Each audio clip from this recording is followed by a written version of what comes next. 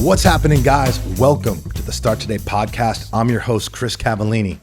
Today, we have a very special episode for you, one that I have been looking forward to for a very long time. I have a guest in the studio today who is someone who is thoroughly familiar with the taste of rock bottom. Mel Chancey is a former president of the most well-known outlaw biker gang the world has ever known. That, of course, being the Hells Angels. He was the youngest president in the group's 72-year history, becoming president of the Angels at just 23 years of age. He's been to hell and back on more than one occasion, served multiple prison sentences, led the charge during the notorious Hells Angel and Outlaw War, a 6-year bloodbath that has come to be known as one of the most deadly, violent gang wars in the history of organized crime. As the leader of the Hells Angels, he's been implicated in criminal activities ranging from drug trafficking, extortion, murders, bombings, and too many shootings to recall. And he actually lived to tell about it. At one point, federal law enforcement agencies considered him to be one of the most wanted and dangerous gangsters in the entire country. Ultimately, he was targeted and brought down through the RICO Act. The Racketeer Influence and Corrupt Organizations Act is a federal law that provides for extended criminal penalties and a civil cause of action for acts performed as part of an ongoing criminal organization. And it was also something that was formed specifically to bring down the bosses of organized crime syndicates. Today, Mel walks a different path. He walks the path of righteousness. He's involved with many successful business endeavors, including Core Medical Group, the IFBB, and MPC, where he hosts professional fitness competitions, as well as being the right-hand man to Jim Manion, the owner and founder of the NPC and president of the IFBB. He's a speaker, philanthropist, and a catalyst for positive, lasting change for grown-ups and children alike. His story that will be discussed today is so extraordinary that he's currently in negotiations with Dwayne "The Rock" Johnson and his production company, $7 Entertainment, to film a docuseries outlining his life story. But once upon a time, Mel was one of the most feared, ruthless, violent outlaws that you'll ever hear about. He took his oath as the leader of the Hells Angels very seriously and unleashed his fury on rival gangs or anyone else involved in organized crime that dared oppose him. Although a true blood criminal, Mel never hurt innocent people. His wrath was saved exclusively for other outlaws who he and his fellow angels were at war with, or anyone who made the mistake of hurting the people he cared about. Mel once served a 4-year prison sentence following an incident which involved an ex-girlfriend. After being made aware that a former girlfriend of his, who he was still very close and had remained good friends with, had been severely beaten by her new boyfriend, Mel and a couple of his angel brothers broke into the boyfriend's home, and with the assistance of a baseball bat, duct tape, firearms, and a pair of pliers, taught this woman beater a lesson he would never forget. Mel, take us back to that day and just walk us through how it all went down. Okay, so, the girl was an ex-girlfriend of mine that I was very close with her family still, and we broke up just because I had so many different things going on in life and so many different women going on. So I still had a lot of feelings for her. And her sister reached out to me to tell me about how the boyfriend she was with at the time was laying his hands on her, beating her up, and real jealous, wouldn't let her, a guy would look at her, he'd take it out on her. So once that got made to my attention, I happened to give the girl a call on a Sunday, and we didn't talk too much, bro, because she was pretty upset with me for breaking up with her, and she had to find a new dude. But you obviously still cared about her enough. Still cared about her. Her family owned a bar that we hung out in. I was tight with her mother and father, and she still had to see me inside the bar with different various of girls that Sure. I've had back in the day. So we didn't have the best relationship, She was scorned at me. But I reached out to her on this Sunday afternoon because I found it hard to believe that she would be letting this go on, And she answered the phone, and I said to her, hey, Kendall, I said, what's going on, man? What's this? I hear that you're in this kind of abusive relationship. Well, lo and behold, I didn't know that he was in the car with her. So he grabbed the phone and shot me some choice words and said, hey, hey, motherfucker, he said, I got a bullet with your name on it. Don't think I'm afraid of you because you're the leader of the Hells Angels. I got a crew. And he went into that mode on me. So after I smashed the home phone that I called him on because I was irate, then the next day, Monday, me and two of the other guys went over to her mom and dad's house to sit down and talk about what was going on. Her dad being an ex-Marine, he was not happy with what was happening here. He had all kinds of crazy plans, and we were trying to tell him, all right, Pop, slow it down, man. Let's see what's going on. Lo and behold, that Monday evening, a knock on the door comes, or a ring on the doorbell comes at the parents' house, and her mom gets up to go see who's at the door. The door opens, and here comes Kendall in, pretty banged up. Eye swollen, socket. I think he broke her orbital from orbit, from what we were understanding, banged up, and so we hear her mom scream, and we go in the kitchen and in the doorway, and we see what's going on with her, and her dad goes crazy and starts loading guns up, and we're telling him, slow down, right? You can't go do this craziness, So the plan was a Johnny on the spot plan, and being who we were so used to that lifestyle. Everything was on the spot with us, You knew what to do. We knew what to do. So my one brother, I call him the other co-defendants. He said, hey, I'll be back. I'm running to the house. I go, right on. And we stayed there, and we kind of, And you knew what that meant. I knew what that meant. Yeah, we kind of was helping her out. Do you mind elaborating on when someone says, "Hey, I'm going to the house"? Yeah, we always had the toolkit set up for what we needed to do. If we found out some bad guys were somewhere, and we went and got, if we can, some certain things, the ball bats, the pliers, we always had firearms on our bodies and stuff like that. But if we knew we were going to go do a number on somebody, that was the toolkit. We called it the tool bag, and so. I stayed at the house with the other member, and there was three of us, and we kind of were walking through with her dad what was going to happen and stuff, and we had to give her some pain pills because she was in pain and stuff, and she would have never went for the idea. So as much as this was happening to her through the years, and I'm going to take you back in a time where it was pre-OJ, so OJ changed the law of what was going on. So before OJ and Nicole, if a guy beat up his girl and she called the police and the police came and put the charge on him, if she didn't show up in court, they SOL'd it. They called it throw it out. Yeah. After the OJ and Nicole thing, it didn't matter. Once that charge was put on you, the state picked it up, Got right? it. So we know that. So that's what changed that law, and that's what the time frame we're in, that 96, 7 area. So this happened to her about 5 or 6 times, and she just never went to court because he'd say, I love you, and I love you. Women get in these relationships, they can't get out. They just love the guy. She loved him. And he was just so jealous. So we knew that she wasn't going to go for anything. So we pain pilled her up a little bit and made her mood okay. And we told her, hey, listen, we're going to go back to your dad's house. So the gentleman I'm talking about was her stepdad and her real mom. Her real dad, who her mom were separated from, they were renting this house from him, so it was his house. So we said, we'll go there. We're going to take you with us, Kendall. We're going to pack up some of your stuff. When we leave, you're going to call him up and tell him to come and get all his stuff out. And tomorrow, your real dad's going to come and change the locks on this house, and you're going to come back home with your mother and George. Sure. And she said, okay. But the whole time we knew we were just spinning her what we needed to do.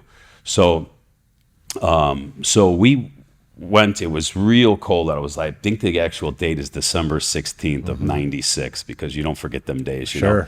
Freezing out, probably 20 below in Chicago. And we drove over to the house. George and Kendall drove together, and we got in the house, and the fellow started packing up some of her stuff with her clothes and stuff like that. But we had her call him on the phone. When she called him on the phone and told him what the plan was, we knew he was going to be, no, Kendall, please, I'm sorry. Right. I'm on my way. Please don't leave. And she's like, Brian, I'm here with George. Come and get your stuff when we leave. And my dad's changing these locks on it tomorrow. And we're done. It's a wrap with us. We're done. And no, Kendall, I love you. I'm going to be right there. I'm going to be right there. And the whole time we're behind the scenes going, our plan's working because we wanted to lure him there. So, so that's what we did. We were doing that. And he came to the house, just like we knew he would about 15 minutes later.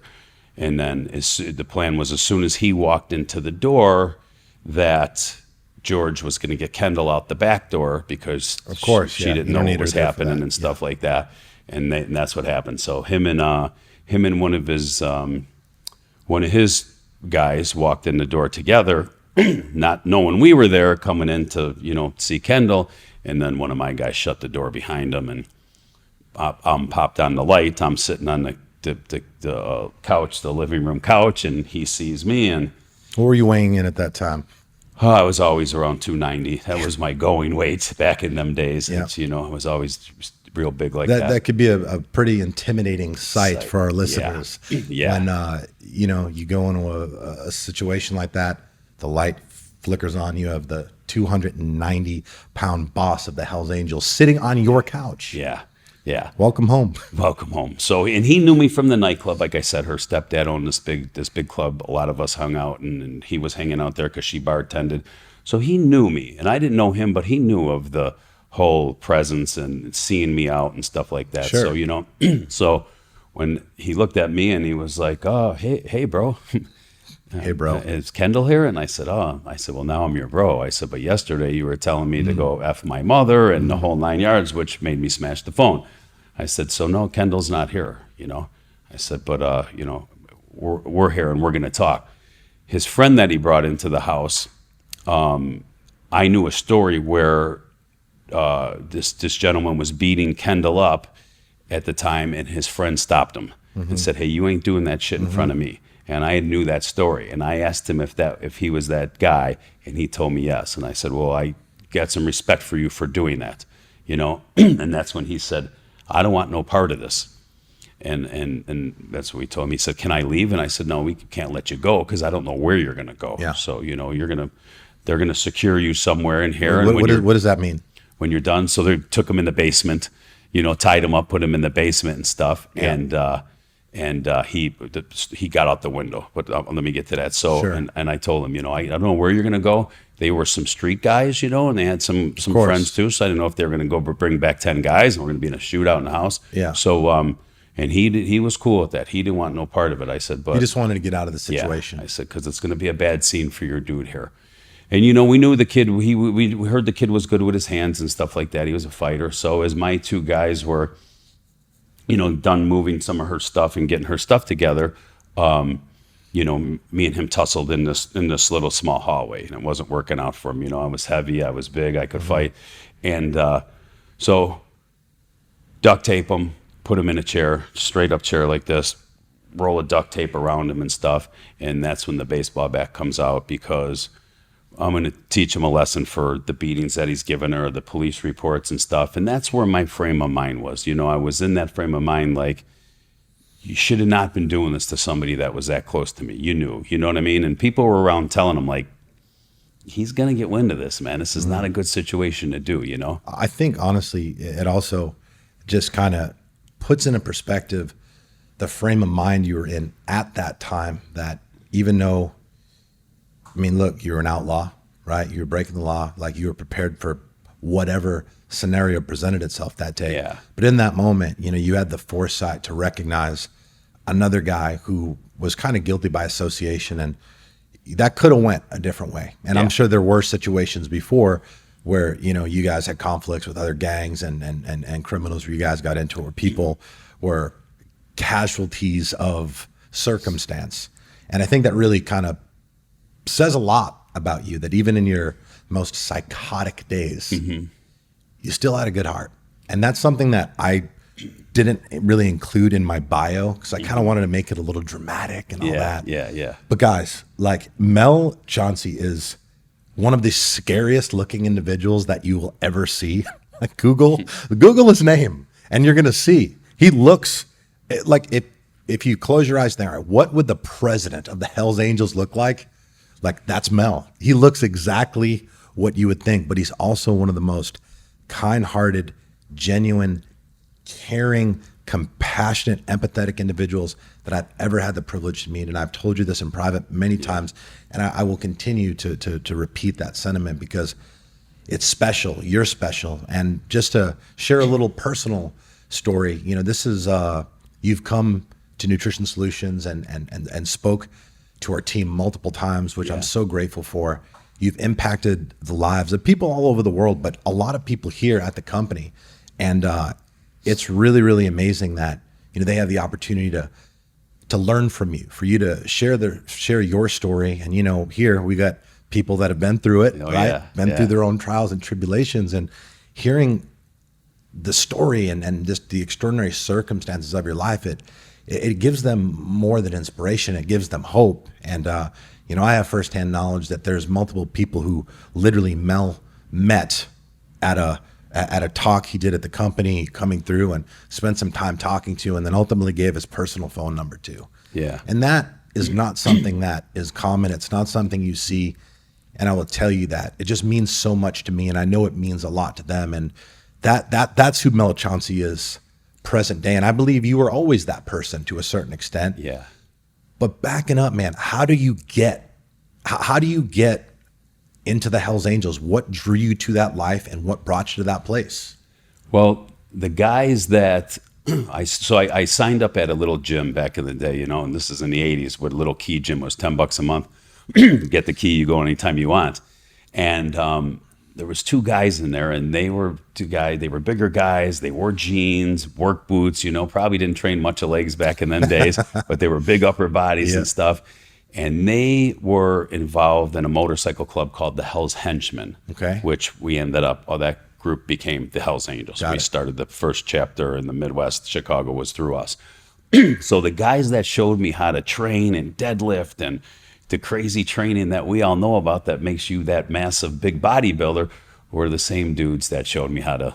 Were you aware when you first met them and would see them in the gym? And I'm sure, you know, they're bigger, they're older, you're a younger guy, you look up to them. Were you 16. Aware of what they were like, or what they did, or how long into you forming a relationship with them did you become made aware that they were outlaw bikers? Well, not too long, maybe a few months, if I had to take a guess, because how weird it worked out too is, and a lot of people don't know this story. So my daughter, who's now 34, and I was 16, just turning 17 when my girl at the time had her, she lived on the corner in this town right in my neighborhood called in Crestwood, and 2 doors down was one of the guys that was in the gym. Mm-hmm. They were neighbors. So, you know, when I first seen him pull in the driveway, and I said to my daughter's mom, Jenny, her name was, I said, "Hey man, I see that dude in my gym." And she's like, "Oh, that's Johnny. That's our neighbor Johnny. Long ponytail, goatee, you know, tatted from his neck down." Like I said, wore jeans and worked construction, big upper body. And I said, "Man, I want to look like that." You know, I wanted that look. And he had a crazy chopper. So when I wasn't 16 yet when I got kicked out of high school. Mm-hmm. So there was a fight in the high school. I was part of the fight. Me and another guy threw some people through the library window, getting kicked out of school. My mom had to come. They had me in an office. My mom was talking to the dean. When they let me in the office, I seen my mother crying. You know, I know a lot of the viewers know I just took care of my mother until she passed at 90 years old. I came from a very tight family. So when I seen my mom crying in the dean's office, I said, "Mom, what are you crying for?" And that's when he was like, "Well, if your mother knew how to control her son," and you know, he was doing that. So I jumped over the desk, socked him in the nose.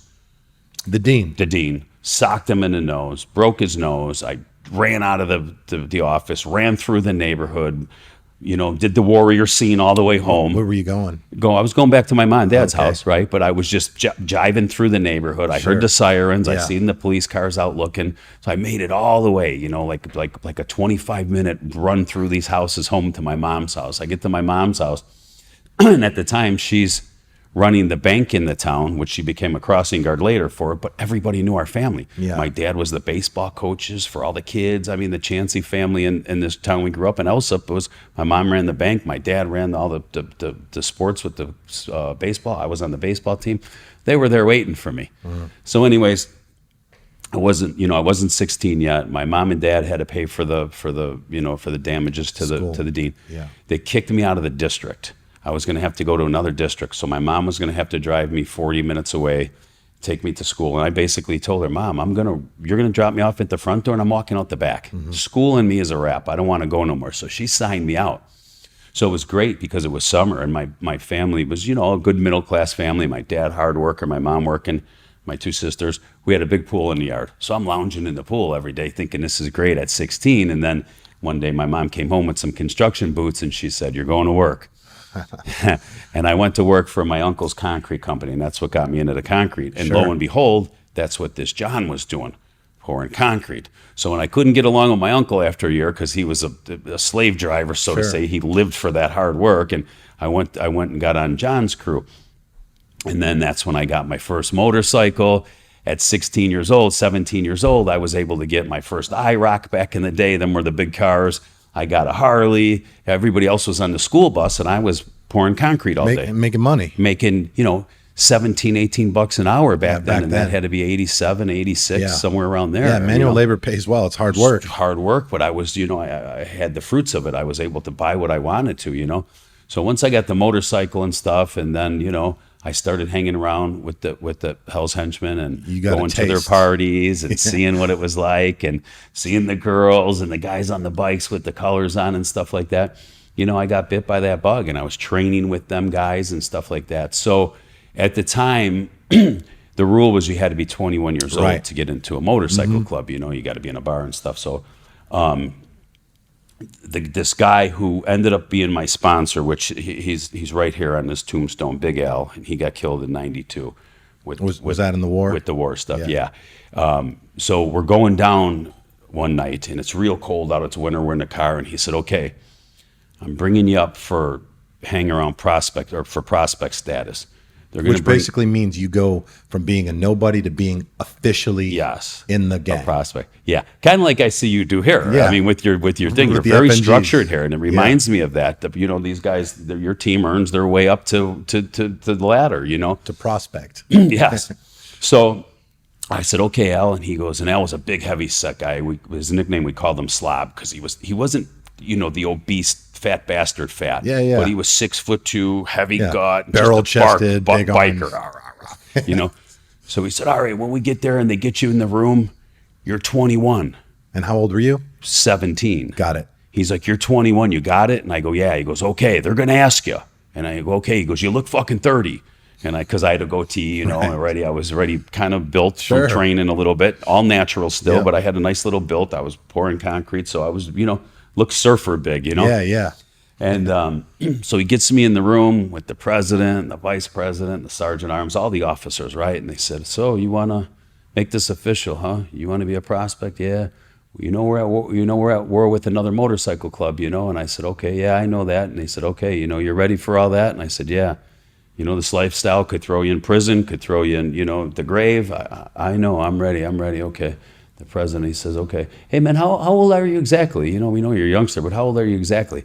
And I'm looking around the room and I got a case of paranoia, scaredness. And I'm like, man, I can't lie to these guys, right? And I go, I'm 17, but I'm going to be 18 in February. And they looked around, they go, what? And they look at Al and Al goes, you told me you were 21. And I go, yeah, of course I did. I said, I didn't want to let you down. Yeah. I said, and I went with the flow with them, right?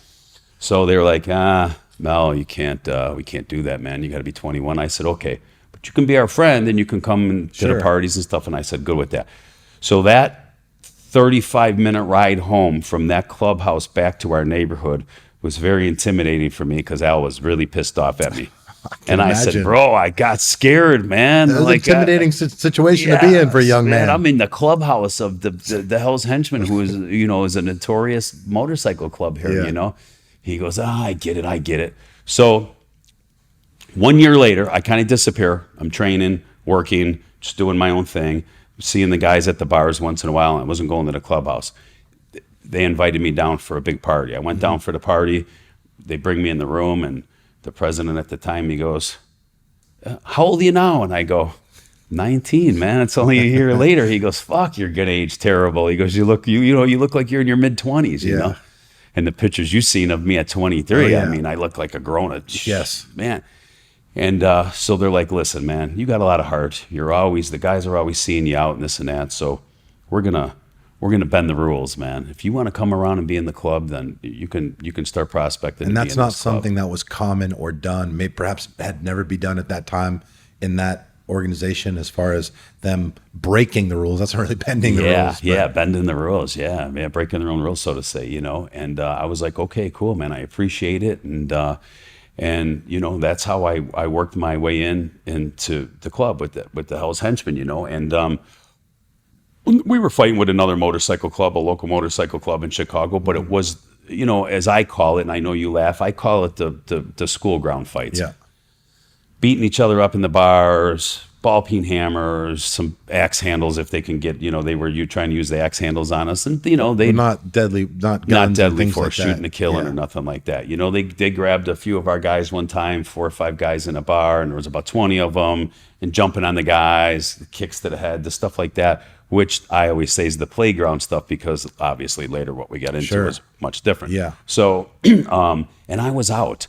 I remember, man, them guys were like, what time you start your morning on the job site? 6:30. Okay, we'll have you home by 5:30. You can have an hour to make your lunch and go. Gotcha. So I spent many a nights out with the guys, you know, cruising around, looking for the crews, you know, doing this and doing that, and then going right to work, you know. So then it wasn't too long after that, the fellas showed me the drug game, the cocaine game and stuff like that. And I said, man, these guys are making a couple grand a week. Yeah. Slinging some drugs. It's much easier than pouring concrete all day and being tired all night. So I went to the people I worked for, and I said, hey guys, you guys been good to me. And now I had my own crew. I was a foreman. I was real good at foundations. I was real good at finishing. You know, I was young, so I was just in that gung-ho mood. I liked the money and I liked the work, you know. And I gave my 2-week notice, and my boss says to me, man, Mel, where are you going? Can I do something to keep you here? Sure. And I said, nah, brother, I'm starting a drug empire. And he looked at me all crazy, and he goes, what? And I said, yeah, man, I'm done working. I'm done, you know. And that's how I started, man. I started out with the little 8 balls, and you know, and I know how that game goes. How, you know how. And then the next thing I know, before I know it, it's the keys and it's the. Well, let's not jump around too much. So, you were made. I don't know the process. Are you elected? Was it a hostile takeover? How did you become the president of the Angels at 23? Because that's a big deal. Yeah. So the former president, who was the president of the Hell's Henchmen for all these years, he was probably the president for 15, 16 years, into the merge with the Hell's Angels. And how old was he?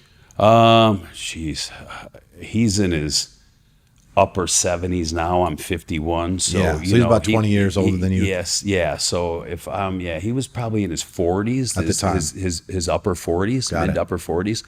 And so once we started, you know, once we became Hell's Angels and things got on such a bigger picture. Yeah. Now you're talking about worldwide and not just 4 different chapters through the Midwest, you know. It got taxing and time consuming and stuff. And he worked a full-time gig. He retired from a trucking company. So I ended up becoming I was the sergeant of arms at the time for us, for the henchmen into the Angel merge. I was our sergeant of arms. And it got to be too much for the president. So one day I walked into a meeting and I was a few minutes late. And if you're late, you call up, hey man, I got stuck by a trainer. I'm a few minutes late, man. And pardon me, I'm right there. And I walked into the meeting and everybody was in there.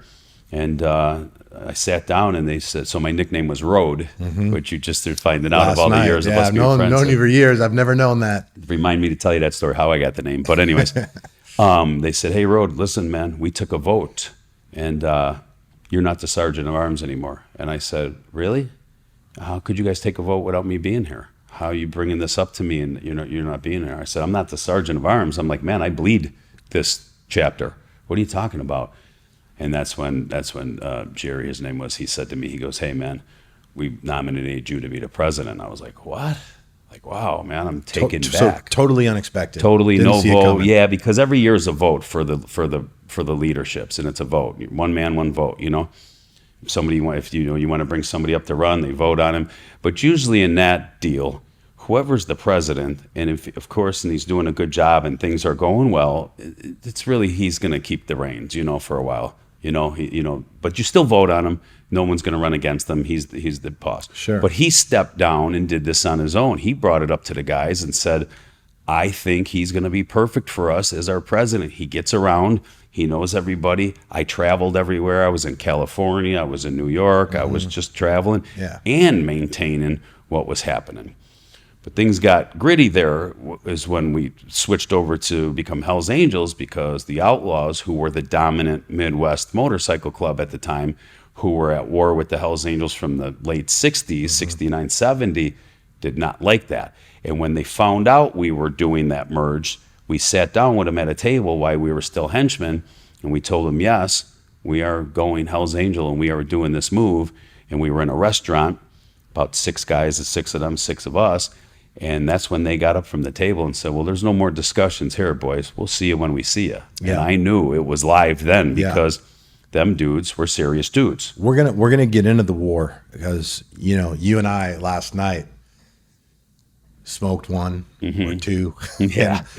You shared some look, we've been knowing each other for a long time. You shared some awesome stories. We always had some good conversations, but last night was special. And the war was something else, man. I didn't know it was that as big of a deal as it actually was. And I want to segue into that a little bit. But I think what's worth pointing out, and I failed to mention this at the beginning, is I've known of Mel Chancey for a long time. I said this morning when I gave him his intro to the team before he talked. I've looked up to Mel for a long time. I used to look up to him for reasons that are no longer consistent with the direction of either of our lives. But when I was in high school and I was getting in trouble, and I was arrested 17 times before I turned 18, and the majority of those arrests happened between like my junior and senior year. And I didn't have that support system, at home to basically help me get my shit together, whether that be beating my ass or whatever had to happen. Like, I was on the path that I was on, and there was no stopping the momentum, the bad momentum, the negative, toxic momentum that I was creating for myself. So I used to be oddly fascinated with the show Oz.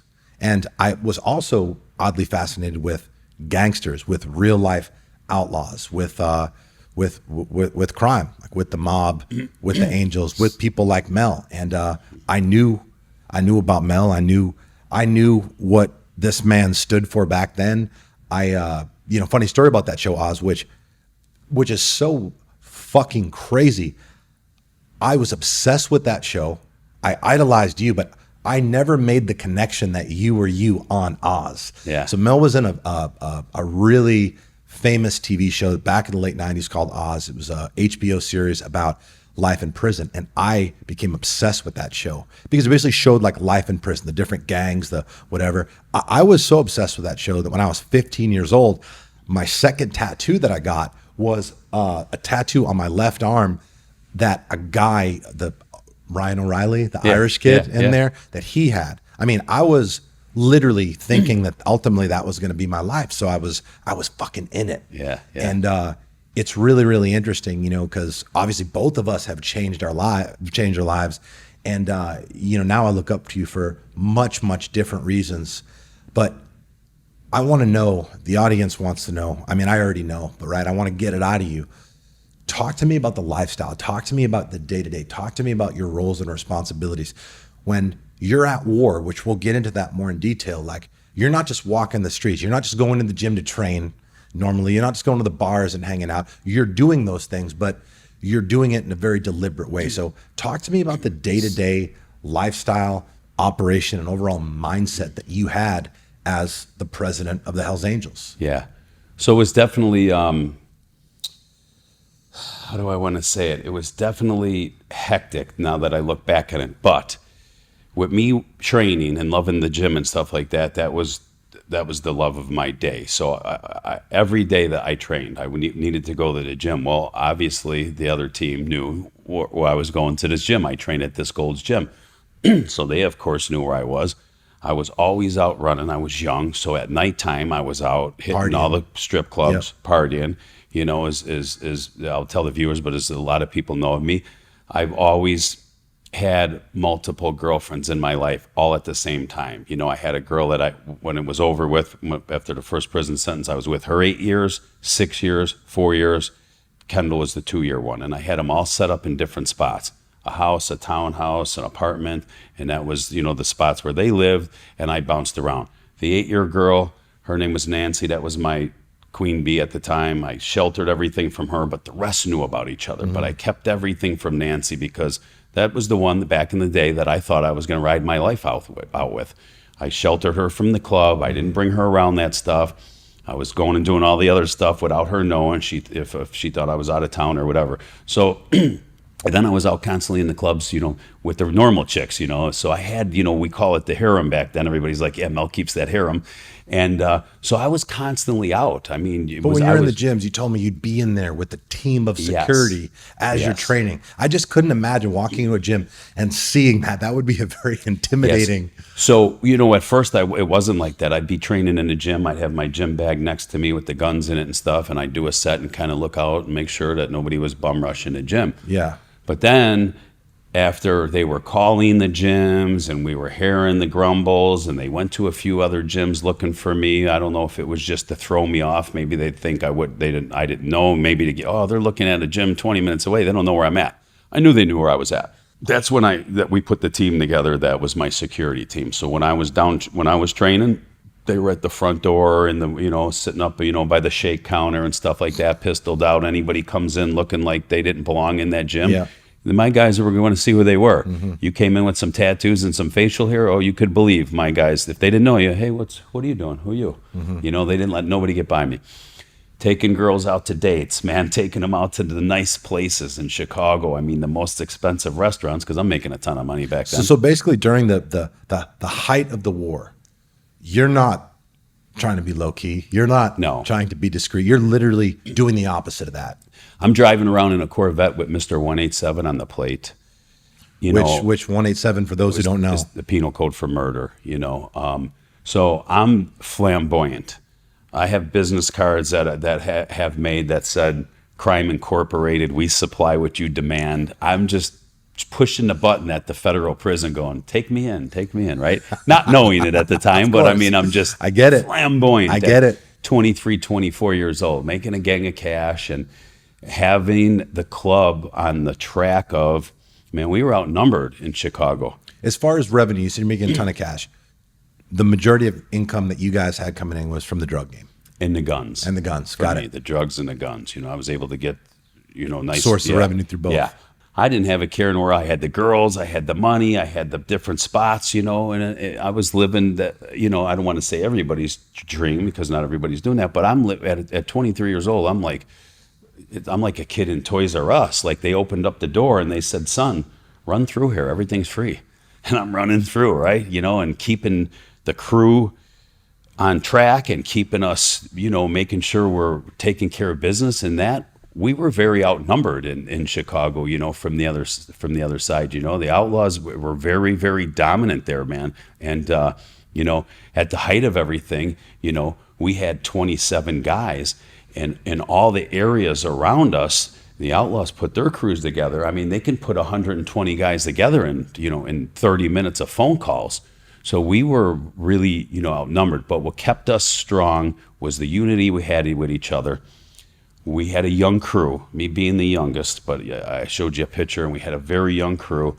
And Most of the guys trained. Back then, there was no MMA, so we were just all pounding on the bags. Sure. You had to make sure you were in shape, but you couldn't be so big that, you were in a bar and you couldn't fight. You had to be ready to go. That's why everybody's like, man, Mel's good with his hands, because I practiced as I was growing. Sure. So as I was 290 pounds, I could still get on that bag and work that heavy bag, because you never know. We were fighting in bars with just street people from Chicago. Chicago was a rough place back in the day. It still is. Chicago, yeah.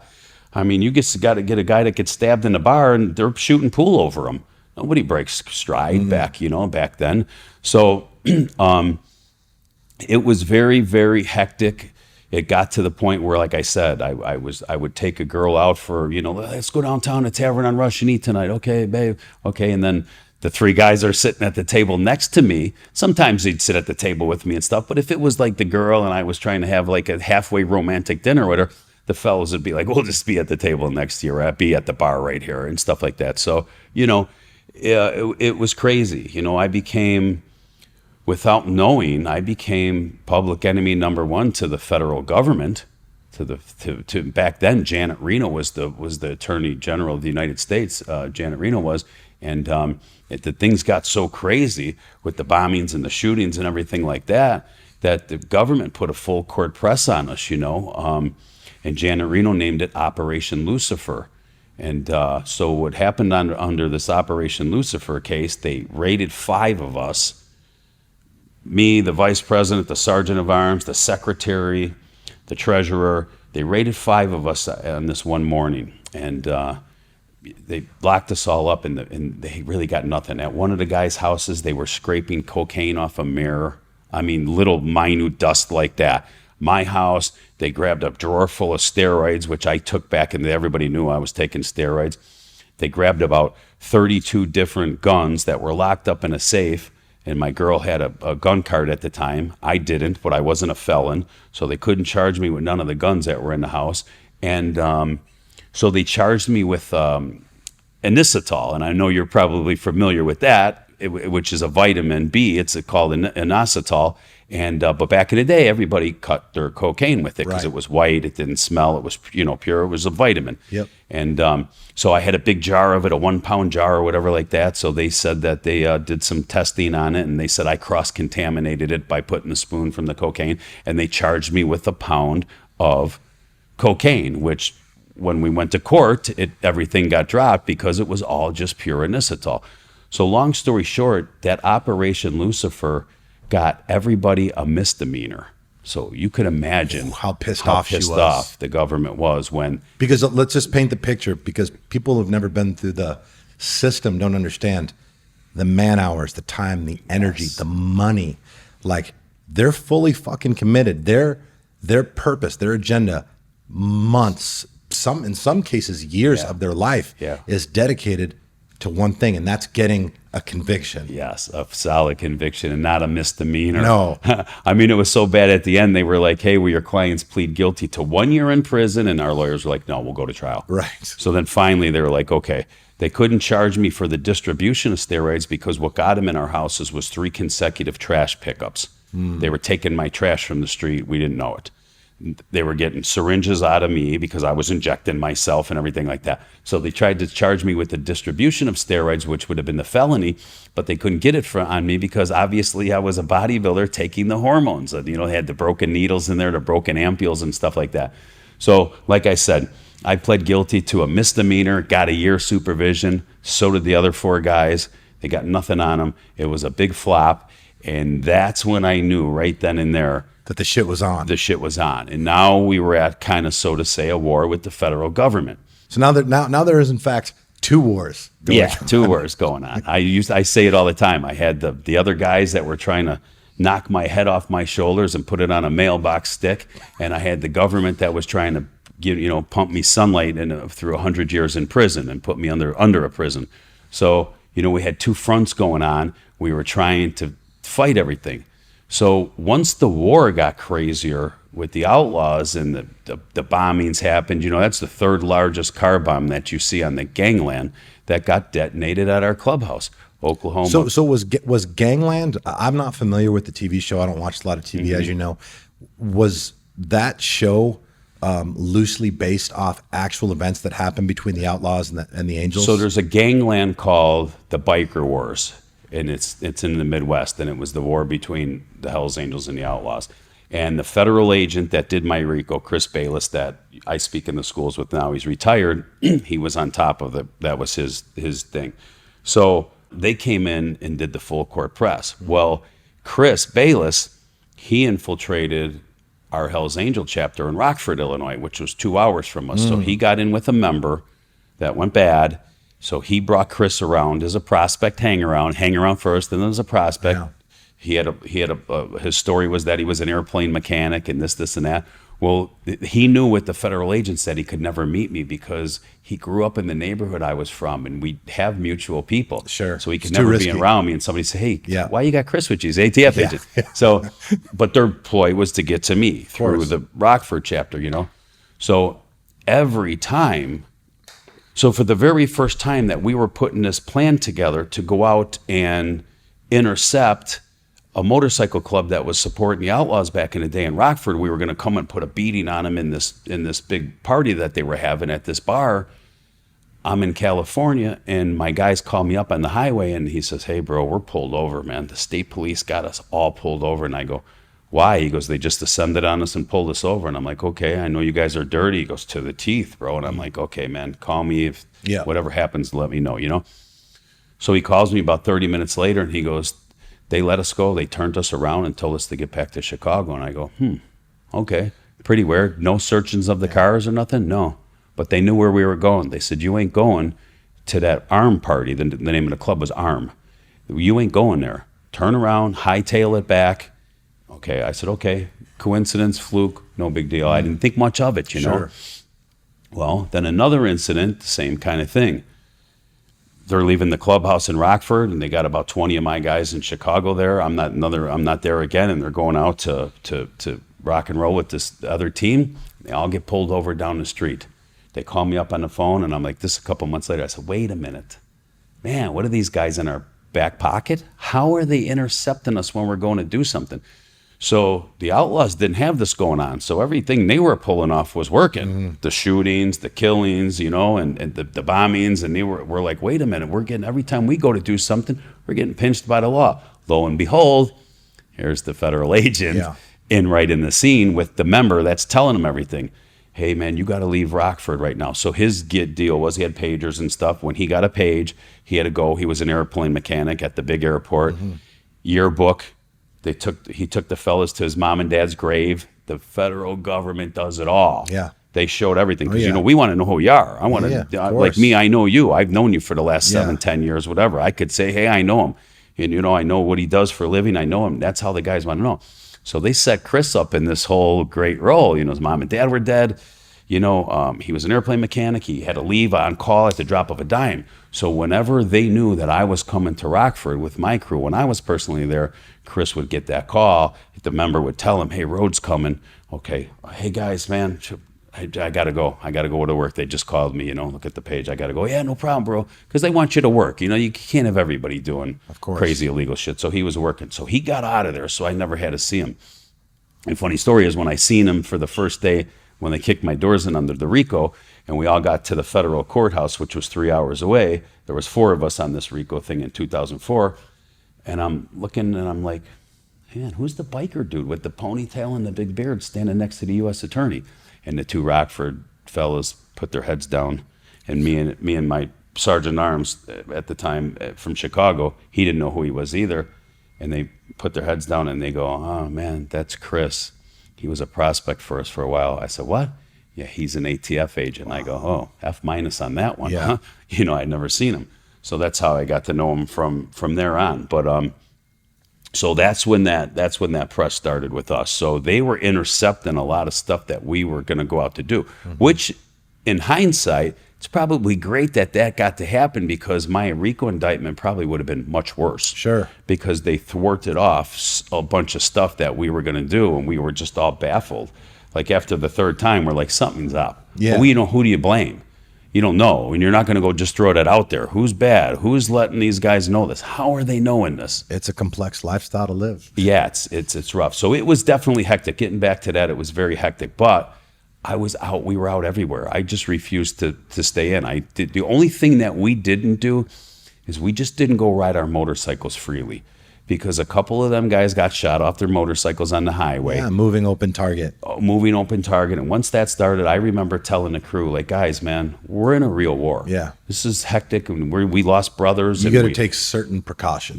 I know we're a motorcycle club and we're going to ride to the runs and stuff like that. I said, but what I'm going to do is I'm going to hang my motorcycle upside down like you do your bike back in the day from the rafters. And when it's time for us to go boast and ride that motorcycle, we will. But for right now, we got to get strategic, man. And we used to run around and do our thing. You know, that's what kept us afloat and alive with how many guys they had. Like I said. You guys were significantly outnumbered. And one of the things that I've known about you from our relationship, from hearing your stories, from reading your history, is anything that you've actually ever been involved with, right? Whether it was pouring concrete, running the Angels, your medical venture, now the stuff that you do with the IFBB and NPC, the shows that you put on, the speaking that you do, the people that you help, winning is important to you, meaning doing your best and being the best and doing the best that you can to get the sought after result. That is clearly something that has been instilled in you, and everything that you've done in your life, everything that you've wanted to make happen, you've excelled at.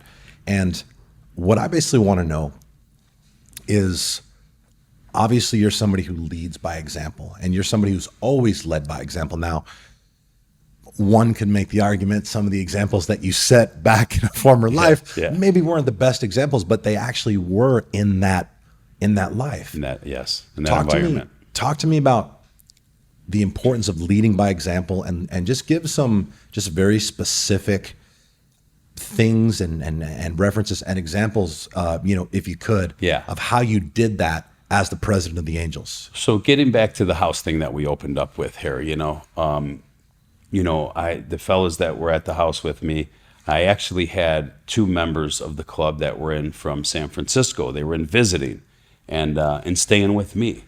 And when I said, hey, man, guys, I got to go, I got to go take care of this and stuff. And they were like, man, bro, you don't have to go. You sit back, let our team take care of this and stuff, and you just relax with us, And I said, no, I can't do that. It's my venture. It's my ex-girlfriend. They're kind of like my family. I have to be there. I have to be the one that's walking through the door and doing the same thing. And the same thing went for, we call them the hunts, when we were out hunting and looking for the other teams, because it's what they were doing to us. And I tell everybody to this day, me being out of the club for so long, I talk to all kinds of guys in different clubs. I talk to Outlaws. I talk to them all that are still in there. A lot of them are gone from my day and age, you know what I mean? But some of them... And let's give context now, because, you've shared this with me, which I really appreciate. They reach out to you basically in a capacity looking for some support, looking for some answers, looking for some direction as far as the lifestyle they're currently in, which is that of a criminal outlaw biker, and them just recognizing what you've done and successfully exited from that life successfully, which most people probably don't do. I can't imagine there's actually stats on that, but I'm sure it is unbelievably low as far as people who go out of that lifestyle and actually create a legitimate lifestyle for themselves. What are these people saying to you? What are they asking you? Like, how do you guide them? Well, I get a lot of, they'll hit me up on social media and stuff, and I don't know them. You know what I mean? I don't know the guys that are in these motorcycle clubs today. So what do they say? Hey, I'm an outlaw. Hey, I'm an angel. And they'll reach out and say, listen, man, I'm still active in the club. I know your story. I wasn't around back in the day when you were here, but coming from like the poster child of that lifestyle and what you did and the transaction you did after prison and stuff, a lot of people, and I just don't mean motorcycle clubs, they go to prison, they come back home, and they go right back to what they were doing. I believe it's 70%. I believe that's what do they call them? The recidivism or something like that. I know how to write it. I do not know how to pronounce it. Recidivism or something like that. They teach you before you leave. But I mean, there's guys in prison that are, doing years and years and years, and they're plotting about what they're going to do when they get home. So, they never caught the Redemption Act, I guess, so to say. And they'll reach out to me and say, man, how did you know when it was time? And I said, I'm the type of person that when I can't give that 100% anymore, it's not for me no more. I can't give it. Kind of like with the bodybuilder, Dorian Yates. I remember him doing an interview when he said, I couldn't train 100%. I couldn't do that no more. It was time for me to go. Same thing for me, you know, and I tell them, you know, I said, what, you got to look around it. But I tell them this, the fact that you're reaching out to me, asking me questions about you're on the fence and you're not sure if you want to be in that 1% world no more, goes to show me that it's already in your heart. Because back in my day, I wasn't reaching out to nobody. I had the older cats telling me, Rhodes, slow down. And you had zero intention or aspirations of exiting that life. You loved it. I loved it. I never wanted to leave that lifestyle until I got sat down, until I went to prison, until I say the good Lord and our relationship started and he took me out of the forest and I was able to see the trees. Because I have many friends, three very solid friends that are my friends to this day. A gentleman by the name of Chuck, Jamie, and this guy, Ryan. And they were chomping at the bit, begging me to come in the club. Man, come on, bro, come on.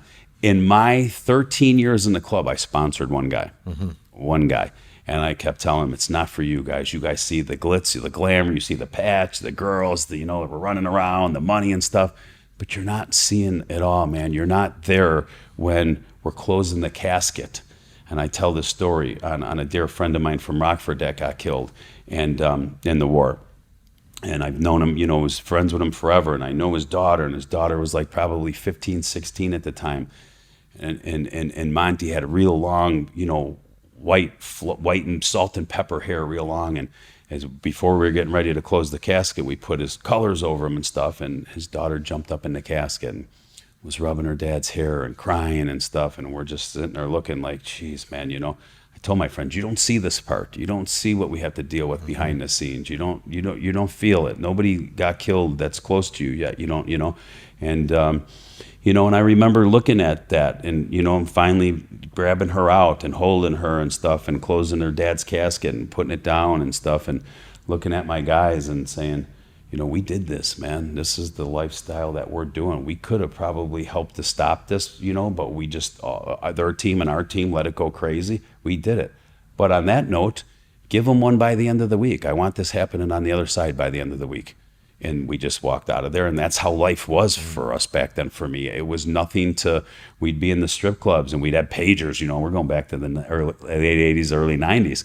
And we'd have pagers and you know, which was the cutting edge of tech. Yeah, back in the day. Yeah, you had that cool pager and stuff. You know, you had the brick phone. It was the brick phone. If you get on the brick phone, I forget what it cost you to use the phone back then. But if things didn't go in, you could use the brick phone as a weapon. Right, weighed like 20 pounds. Right? How efficient. Yeah, and we'd get the page. You know, and hey, man, there's 3 of the bad guys over in this bar. Girls, see it. Bam, there goes the team. And we were thriving on it. Nights we'd be sitting around like we'd have the hottest girls on us, and we knew we were going home to pound on the hottest girls and do our thing. And we were like, this night sucked. We didn't get no calls. You know, we were so deep into that. You know. I want to segue into the war specifically, and some just stories and such. But before we do that, I want to give another example. If I may, you had talked about how, you know, you're the opposite of stealth, right? You're basically walking around with a sign that said, arrest me. Yeah. You love what you did. You were always in the same place. You were doing your thing. You were loud.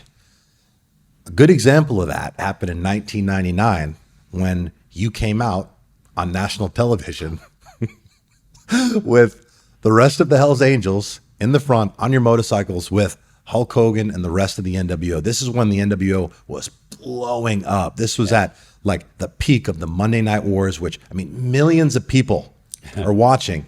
And here comes like Hulk and, you know, some of the other wrestlers. And like legitimately they announce, and, you know, the NWO is coming out with the Hells Angels. So, you know, at the time as a young man when I'm seeing this, and I think pretty much most of the viewers would think that just like the rest of what happens in the world of professional wrestling, it was kind of an act. It was kind of part of the show. Yeah. But it wasn't part of the show because it was really you. It was really the rest of the Hells Angels. And not only that, during that time, you were under indictment. I was out on bond. You're out on bond for the house case. And not only were you out on bond, if I'm not mistaken, you were not supposed to leave the county. The county. And then what happened a couple weeks after the fact when you had a court date? Yeah. So what happened was once Hull called and said what he wanted to do, and it was a big thing because at the time Goldberg was with WCW. He's an ex-Atlanta Falcon at the time. He brought the Atlanta Falcons in a couple weeks prior to this, and they jumped the NWO boys. So Hulk had this idea like, hey, man, I'm going to bring my friends in, me and Chuck Zito, and we're going to get these, we set it up with the rest of the guys, and we're going to have these guys come around the ring on the bikes. They're going to introduce me and Chuck, and we're just going to be their backing from this point on.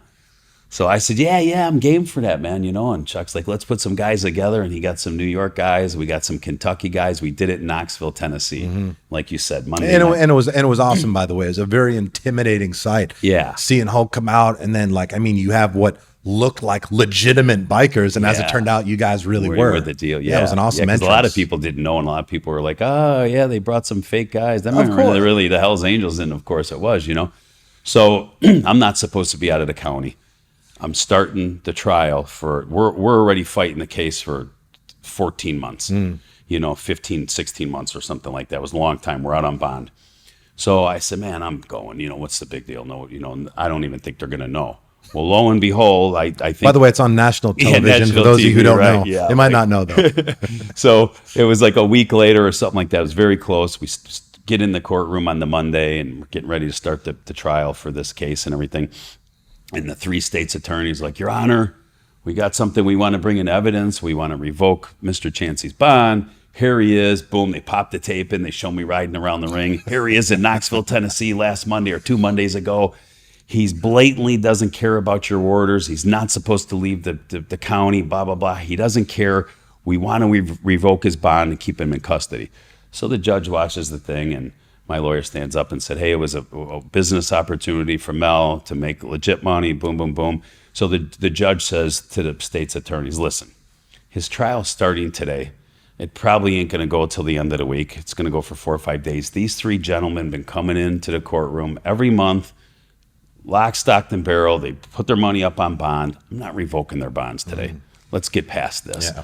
So that was like the thing, everybody's like, man, you so funny. Yeah. I didn't think they'd find out, So let's talk about the war. First of all, you're in this lifestyle.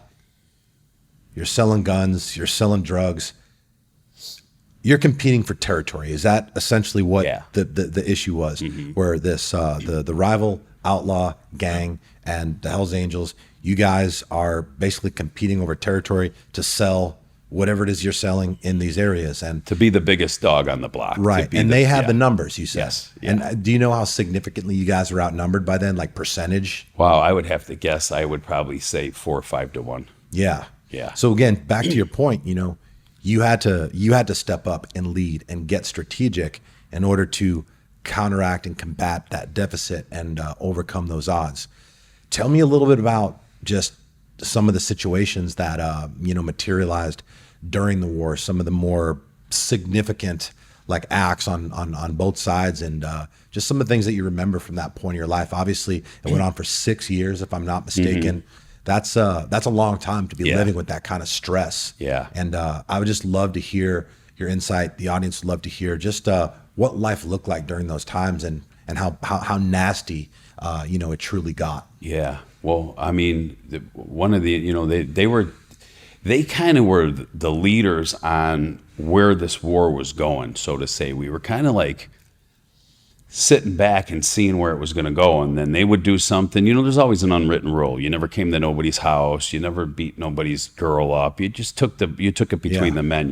Yeah. But then things got a little crazy, and they got a little, they got crazier and stuff. And one time they beat up one of our guys' wives bartended at a bar, and they went in the bar and beat everybody up in the bar with a Support Your Local Hells Angel t-shirt on, and broke her jaw and the whole 9 yards, So we had to do tit for tat. Yeah. If they were doing that, so were we. We didn't escalate. We didn't want to go beat up some guy that I seen at a gas station that had one of their support shirts on, and we knew it wasn't them. Yeah.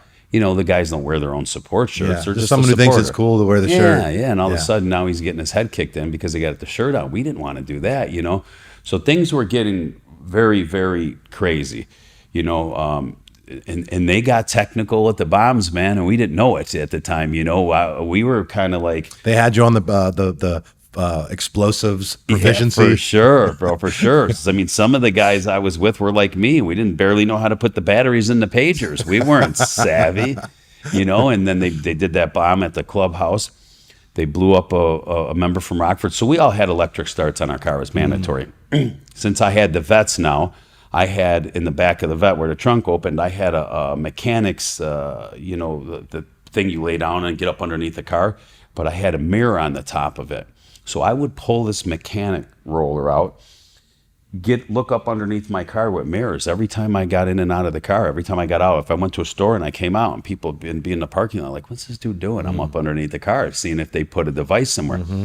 So they did that to one of the members in Rockford, and he remote started his car, and I don't know if he actually checked underneath the car, but he remote started it, and they put the bomb and they tied it to the transmission.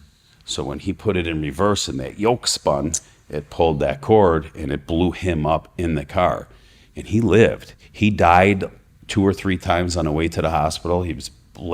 Veins were pumping out, everything. The explosion took everything from his lower body on, his hands and stuff. So he lived through it, and was in the hospital, God, probably for a year, because we were all doing hospital watches with him, sending guys from Chicago to Rockford all night long in his rooms. We were doing shifts. He was never alone at that room, so they can come in and finish it off, So we were like, man, we're in a different arena now, and we didn't know how to do this. So, we found somebody that was a former Navy SEAL that was good with explosives, and we're like, we got to answer the call. So, and that's what we did. And that's when we put a bomb on their clubhouse. And that was probably the last time where finally the ATF said, no more. Not that they don't mind the shootings or the violence, but it that is what it is. But when you start putting the third largest car bomb on in front of the clubhouse, it raises red flags for other national security threats. Crazy, right? And like I said, people watching are like, man, they'll call me up to this day. Man, they detonated the third largest, 100 pounds of C4. They drove in a car and put it right up against the door of our clubhouse at a city, Chicago, big building. It was fortified, with brick and steel and stuff.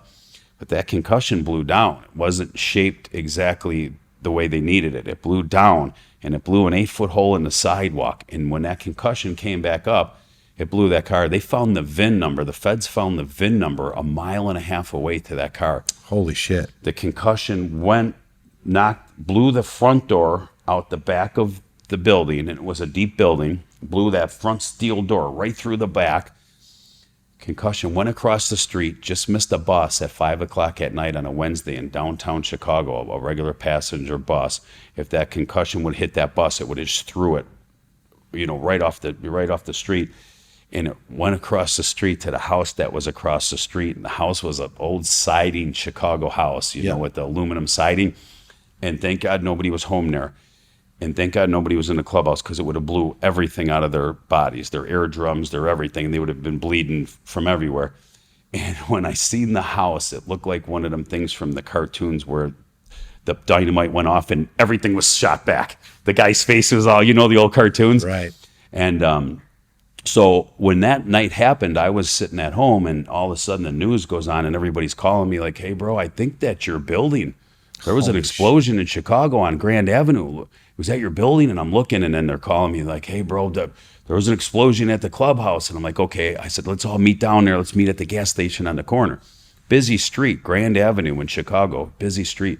And so I get down to the gas station, and they got it all blocked off. We can't even get nowhere near it. The gas station's, probably, a quarter mile from there. And all the people are out, the neighborhood people are out, all the lights are out, It's like probably like 7 o'clock at night now. And all of a sudden I see the federal agents coming down, and they're going in the crowd. Hey, where's Rode, man? We know Rode's here. Where's he at? And I come out. I'm like, hey, what's up? And they're like, come over here. Hey, man, somebody put a bomb in the clubhouse. Obviously. Yeah. I'm like, yeah, I seen it on TV. And they're like, any ideas? I said, no, man. Any ideas on your end? It wasn't me. No. I didn't blow up my own fucking place, if that's what you're asking. Right. You think the Outlaws did it? I said, well, I don't know. I said, I mean, they could have. I don't know who did it. I wasn't here, So I said, hey, can I see the building, you know? And they said, yeah, we'll walk you down there. Come on, just you. And I walked down there and I'm talking to them. They said, hey, man, you know, if you know anything, we know you guys are at war. And I said, hey, man, it is what it is. I said, but I don't know nothing. I watched it on TV. So they showed me the building. You know, I walked inside and said, okay, it's not horrible, right? You know, it's big hole in the back wall, everything. There was a 3-level. The basement. But make no mistake about it. It could be hard. It could have been horrible had people. Yes. Was anybody inside? Yeah, they thought there was people in there. And there was not. Yeah. Okay. And the crazy part about it, the outlaw member that drove the car to that gas station I told you that was, you know, a quarter mile up the street, he pulled it over in the gas station and he took the little piece of lithium paper out that made the connections, the contacts, and drove that, you know, a quarter mile down and got up on the sidewalk and pinned our door because they didn't want nobody getting out. Wow. So he pinned it on the door. So that ballsy dude drove that car with 100 pounds of C4 when the thing was out, the paper was out, because, you know, the feds found out how it happened. They caught him. He ended up flipping on his team and the whole 9 yards. A lot of people rolled over on that because that was the biggest thing going, you know. But he drove that thing. So when he got out of the car, there was a camera across the street at an auto parts store that kind of seen this. And he doesn't shut the door all the way. And he gets off the curb. Well, the timer must have been a little too quick. The car lights barely get out of the range of this camera from the auto parts store, and the explosion happens, and then that's when everything goes out. So they didn't make it too far. You know, they had to feel that street shaking and the whole 9 yards. So what did you guys do after that? What was your literal next move as far as retaliating for that? So once that they made the clubhouse a crime scene, everybody came in from Washington. The feds came in from all around. Now it's a huge explosion. I mean, they took over that clubhouse probably for a week and a half. We had no access to it. We had members sitting around the clock, rotating, doing shifts across the street, because they told us, when we're done here, we're just walking out. It's yours. It's our crime scene right now, but we're done. So we had members. So I remember a week and a half later, the guys that were doing the watch, they're like, hey, bro, they left. Let's go in there. I said, okay, man, I'll meet you down there. So they get in there because they're sitting on the scene. They call me up on the phone. They go, man, this place is just destroyed. And I said, yeah. I said, what do you mean? Hold on, I'll be right there, you know. And I told you, I walked in. I went upstairs. I went downstairs. The downstairs was underneath the sidewalk. So that was all a concrete basement. There was no damage down there.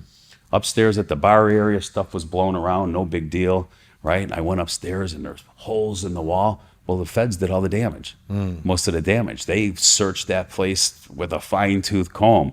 We had an elevator, and in the elevator we had a fake floor, and the floor opened up, and we put, you know, some the weapons in there and shit like that, because, you know, back in the day you couldn't have any handguns in the city of Chicago, so we had weapons hidden in there. They found everything. So I walk in there and I'm looking, I'm like, damn, man. They said, man, that bomb destroyed this place. I said, the bomb did the structural damage. They did the rest. The bomb didn't put the sledgehammer holes in the ceiling. That was the government that did that, right?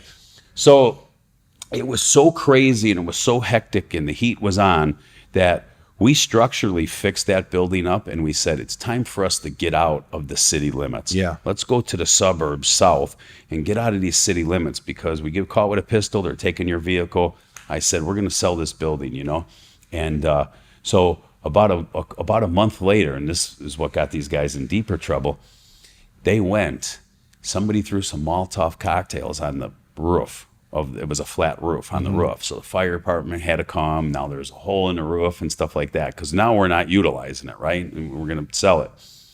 Well, they went and took a picture with about 60 of them in the street, flipping the clubhouse off, all in their patches and stuff, which got used as an exhibit at their trials, because they're showing what they did, you know, basically saying, hey, it was us. I did this. Well, then they got caught, because the guy that drove the car flipped, the guy that gave them the car flipped.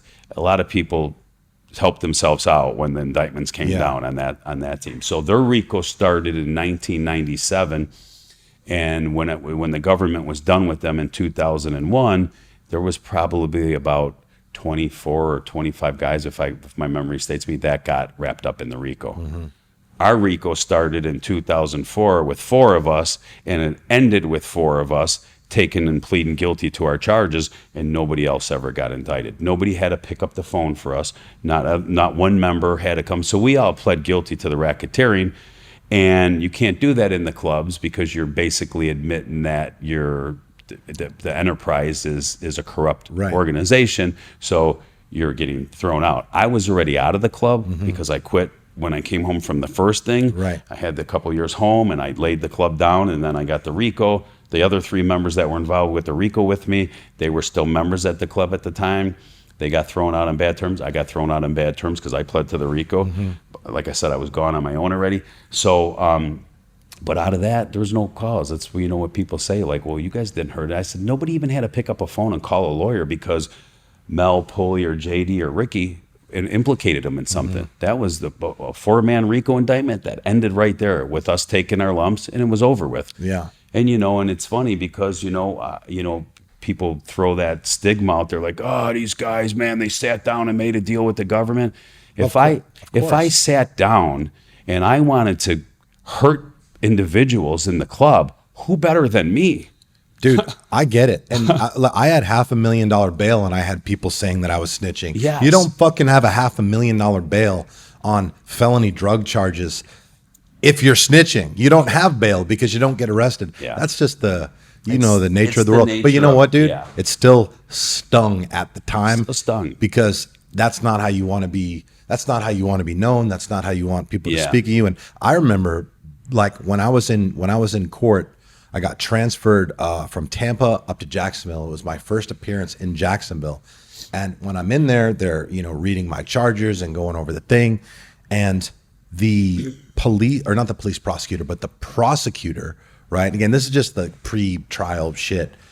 Basically painted me to be this, like, basically painted me to be like a Mel Chancey circa 1995. Yeah. And, talked about offshore bank accounts and international steroid conspiracies and all this shit. And she also said that I was cooperating, that I had cooperated. And I'm like, whoa. I was like, that is not true. And I turned to my lawyer and I said, that's not true. And then she's like, just shh. And then I'm just like, why the fuck would she just say that? And it's a weird thing, man, the system. It is such a weird fucking thing. It's like, if I cooperated, what the fuck am I doing? What am I doing here? Yeah.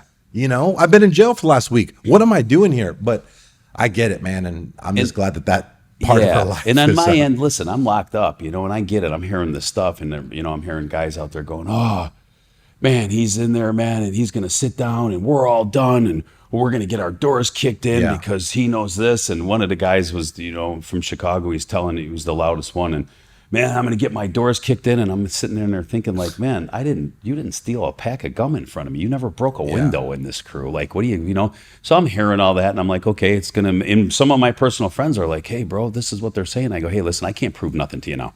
Yeah. It's going to come out in the wash. Yeah, we'll see. If I'm sitting on somebody's trial and I'm pointing the finger at him up on a stand, then you guys got every right to shun me. Exactly. Because I'm going against what I said I was believing in. Yeah. I said, but you're going to see it when it comes out. Which is important to you. Going against my word. And, I've been home since 2008, and we're in 2020. And there ain't a guy in that club that can come on or come on this podcast, and he can call me anything he wants. Yeah. They can say I'm no good because I pled guilty to my charges, but they can't say he hurt Chris. Yeah. But let's be honest, man. And this is something we talked about last night, amongst other things. We had an amazing conversation. Yeah. The reason people want to villainize you from that life, from that world, the reason people want to think that you did that you walked the dishonorable path is because they look at what you've done with your life, and it doesn't really make them feel very good about where they're at with theirs. And it is a hell of a lot easier in situations when you see somebody that has done something or is doing something that you aspire to do, that you really wish you could do. It's a hell of a lot easier to, like, come up with reasons to be malevolent or disgruntled or angry, lash out, than it is to accept responsibility, take a deep look within and realize, like, in order for me to make the changes that this guy did and to walk away and create the successful life that he has for himself, a successful, happy life, mind you, because Mel, you're one of the most genuinely happy people I know, and that makes me happy for you. people don't like that, man. Normal people, like, it makes them feel like shit. Like when they see other people that are getting it and are living the life that they want to live for themselves. Not normal people, insecure people. People who are not of sound character, people who have not taken responsibility for their life. And, this is something that I've learned, over the years. I've lost a lot of friends, as you know. And, you something you always like to say is about the destination. Your current situation is not your final destination. And then you're not going to I say that everybody ain't going to finish the journey with you. And that is so fucking true. And it's such a hard thing to accept when you lose the first couple. When you lose someone, it's such a hard thing. And you look at, what did I do wrong? What could I have done different? What could I have done to prevent that from happening? And the fact is, you don't want to do anything to prevent that from happening. You want to do all the things that you've done to continue to walk that path and to move forward and to grow personally, professionally, spiritually, all of these things. And the fact is, when you're growing, when you're evolving, when you're going up, there are going to be people that aren't capable of doing the same. And eventually you outgrow people, and you have to learn to accept that, because spending that energy and that time focused on why this person feels this way, or why this person has turned on me, why this person who should support me, this person who I've done so much for, this person who at one point was a brother or a sister or whatever, spending your time trying to figure out what's going on in their fucking head, brother, that'll drive you it's too much crazy. It's way too much, and it's purposeless. It does not help you become any closer to like resolving or fortifying the issue. You have to look at it for what it is. And I always tell people, losing people is a mandatory part of the journey. You are not going to grow and go from here to fucking here without losing people. It's just possible. So when you do lose people, I think it's important to recognize those situations for what they are. Evidence that you're growing. Evidence that you're improving. Evidence that you have taken your life to another level. And as much as it would be amazing to be able to take everybody with us, it's just not possible. Right. But the ones who want to be there, they'll come. They're there. Yeah, they'll for come. sure. I seen it. It took me a while to be able to. It's so hard, man. Look back and say, could I have did anything different there? And I look back and I say, no, man, I hurt nobody. I did what I needed to do for me and took the time that I needed to take and came clean and pled guilty. I got the drug conspiracy dropped against the 3 other co-defendants that I had, so they only had to plead guilty to a count of racketeering. I had to eat the drug conspiracy because I had too much drug weight on me with the people coming in before me. So I did that for them guys. I'm like, man, I couldn't have changed nothing. No. Could I, did the guys get mad at me because I even sat down in the room with the proffer to talk to him? Yeah, I could see where they're saying, some guys are like, he should have never even talked to him. He should have been telling him F you the whole time. Right. Well, that all looks good on paper. Yeah, and it sounds great. Until it's your life sitting in there when you're not going to hurt anybody. Yeah. Now, hence when they said, hey, Mel, we want to put you in a witness protection program, and you come clean on all this right here. That's a different thing. It was not happening. I didn't do it. So that's why it took me a while, but I finally came at peace with it. Like, hey, man, I did what I needed to do. I hurt nobody. But this situation also, it couldn't have happened any different, because had you not got into this position, you got yourself in this position, right? Yeah. We've obviously owned that, and you get sent to prison. And during this prison sentence, this tenure, how long was it? Started out at 9. And then I ended up on the 9. I ended up doing 4.5. Got it. This was the one that everything changed. Yeah. Talk to us about that. This was the one. So when I came home from the first one, and I tell everybody, I reconnected with the Lord. I come from a very Catholic upbringing, CCD. My mom, the Italian, my dad, that we lived behind the church. I mean, it was very structured in our childhood. My sisters went to Catholic school. I knew the Lord. You just went against the grain a little bit. Went against the grain, for sure, man. Everybody was like, man, little Mel's, what is he doing now in life? Doesn't make sense. Yeah, it doesn't make sense. So when I reconnected him in there, I came home, and I always said, don't let me be a hypocrite. I don't want to be one of them guys that just talk to you and read your word in there. And I come home and like, April Fools, I'm good. And I came home and I kept my relationship with the Lord going. a few years later, the RICO comes into play, right? And at first I get locked up in there and there's no bond and all that violence. We're all sitting in there and I'm like, oh, we got a long toll ahead of us, 18, 19 months before I even pled guilty. Right. You know, sitting in an MCC, a federal building, you know, getting the blues. And at first I was like, okay, God threw me off on this one. You know, I'm on my way. I'm running the nightclubs. I'm slowing my womanizing down. I'm not in the club anymore. Like, what's going on? And then I finally just got down on my knee and opened my heart up to him. And that's when I said, okay, this is for a reason. I'm putting the car in neutral. Take the wheel. You drive it from here, man. Whatever needs to happen, it's going to be your will. And that's when I felt that peace. And that's when it came to my mind and my heart, like, this is the cleansing. Like they say, you got to go through trials and stuff for the gold. The gold gets refined through all the heat and the trials in life and stuff like that. I go, this is his cleansing. He's getting the rest of it out of me. Because even though I quit, you know, I got out of the club and I was home for that 3.5 years of being home. And I wasn't on a motorcycle and I wasn't doing the violent stuff in that 1%er world. I was still the womanizer. I still had the violent temper. I was still downtown at the nightclubs. You know, I thought, I'm a much better person now because I'm not doing all this other stuff. And beyond that, something that I've learned, because, you know, when I got in trouble in 2015, they arrested me for shit that I did in 2012. Yeah. It catches up with you. Yeah. So you got in trouble and got sent to prison because the number you did on the guy, you still had to answer to karma for all of these other things. It just didn't happen like in the most ideal way possible. But karma, man, it never forgets. It has a very good memory, and it is going to serve you and come back at, from my experience, like the most inconvenient, inconceivable times. When I got arrested, man, I completely walked away from that life. I'd started my business. I was doing good.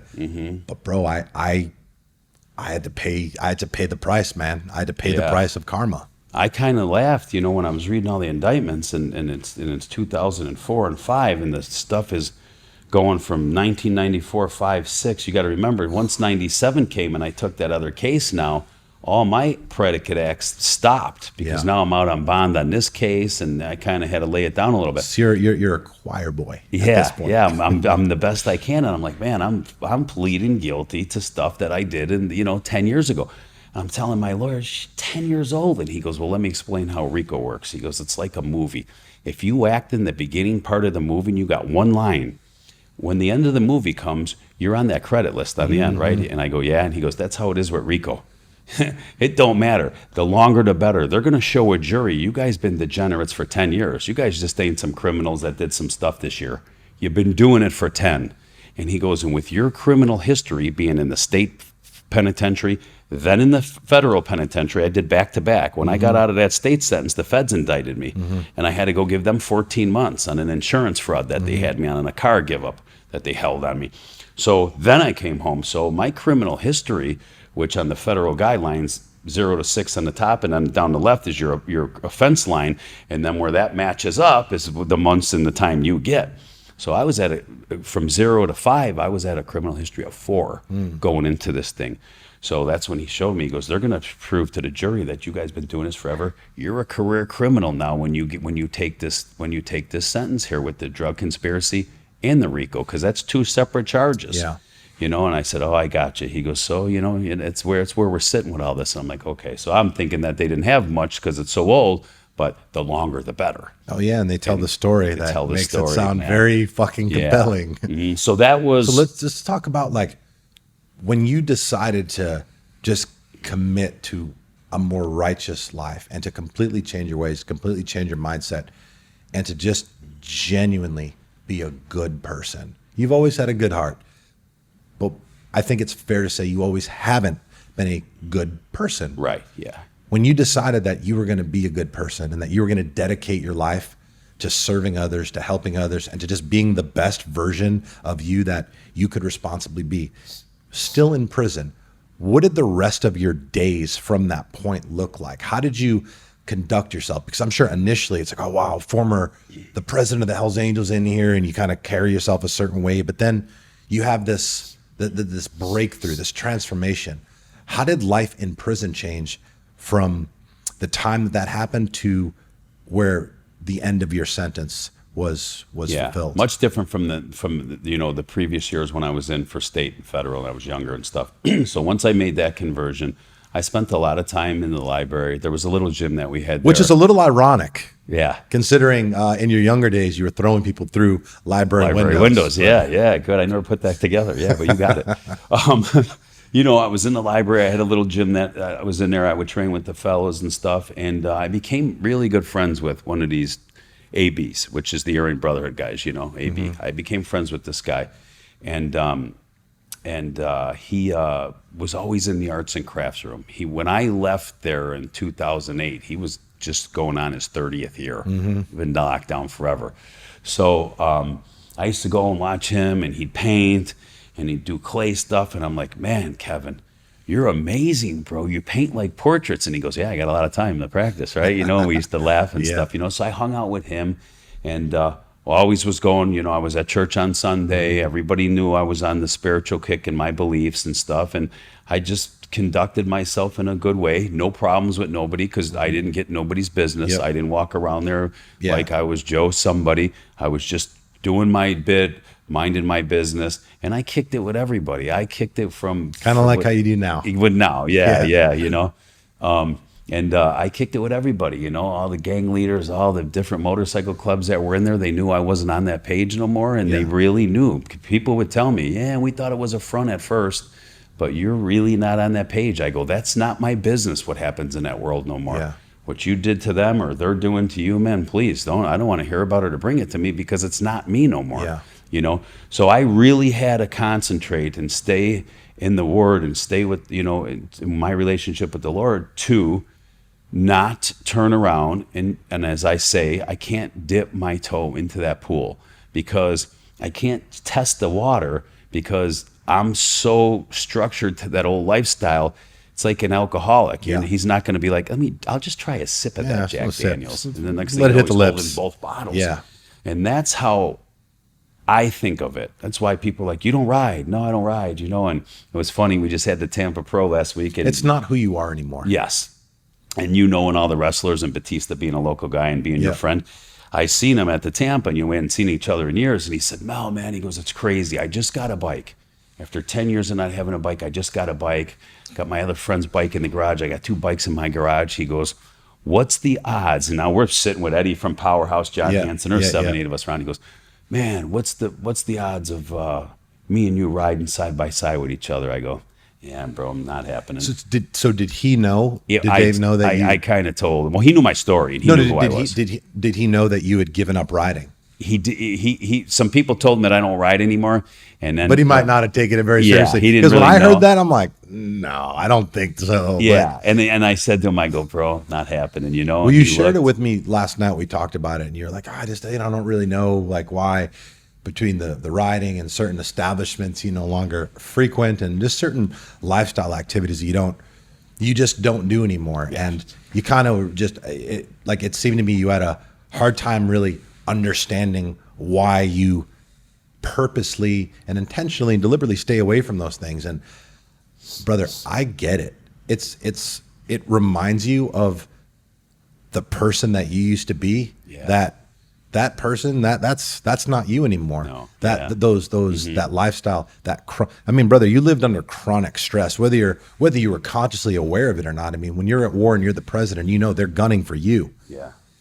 You're in chronic stress and you lived like that for a number of years. So anything, and especially now with how the vibe of your life is just on the total opposite end of the spectrum. You're happy, you're working, you're helping people, you're always smiling. Anything that interferes with your vibe and kind of even brings you back to that place for half a second, dude, you're going to feel a little bit of anxiety in your stomach and you just have to separate yourself from it. And there's nothing wrong with that. There's absolutely talking about getting away from being the people we used to be. So I mentioned at the beginning of this, a tattoo that I got when I was 15 years old of one of the guys on Oz. So we were talking about tattoo cover-ups. That's what this is. Yeah. It started with just I wanted to get a skull over it. And then looking at how it just didn't look right. So then I had to get more added onto it, And I'm like, you know what? Speaking of which, not only is that that it was a longhorn, a bullhead. Not only is that not who I am anymore, this whole tribal piece I got when I was super young, and that's not who I am anymore. Yeah.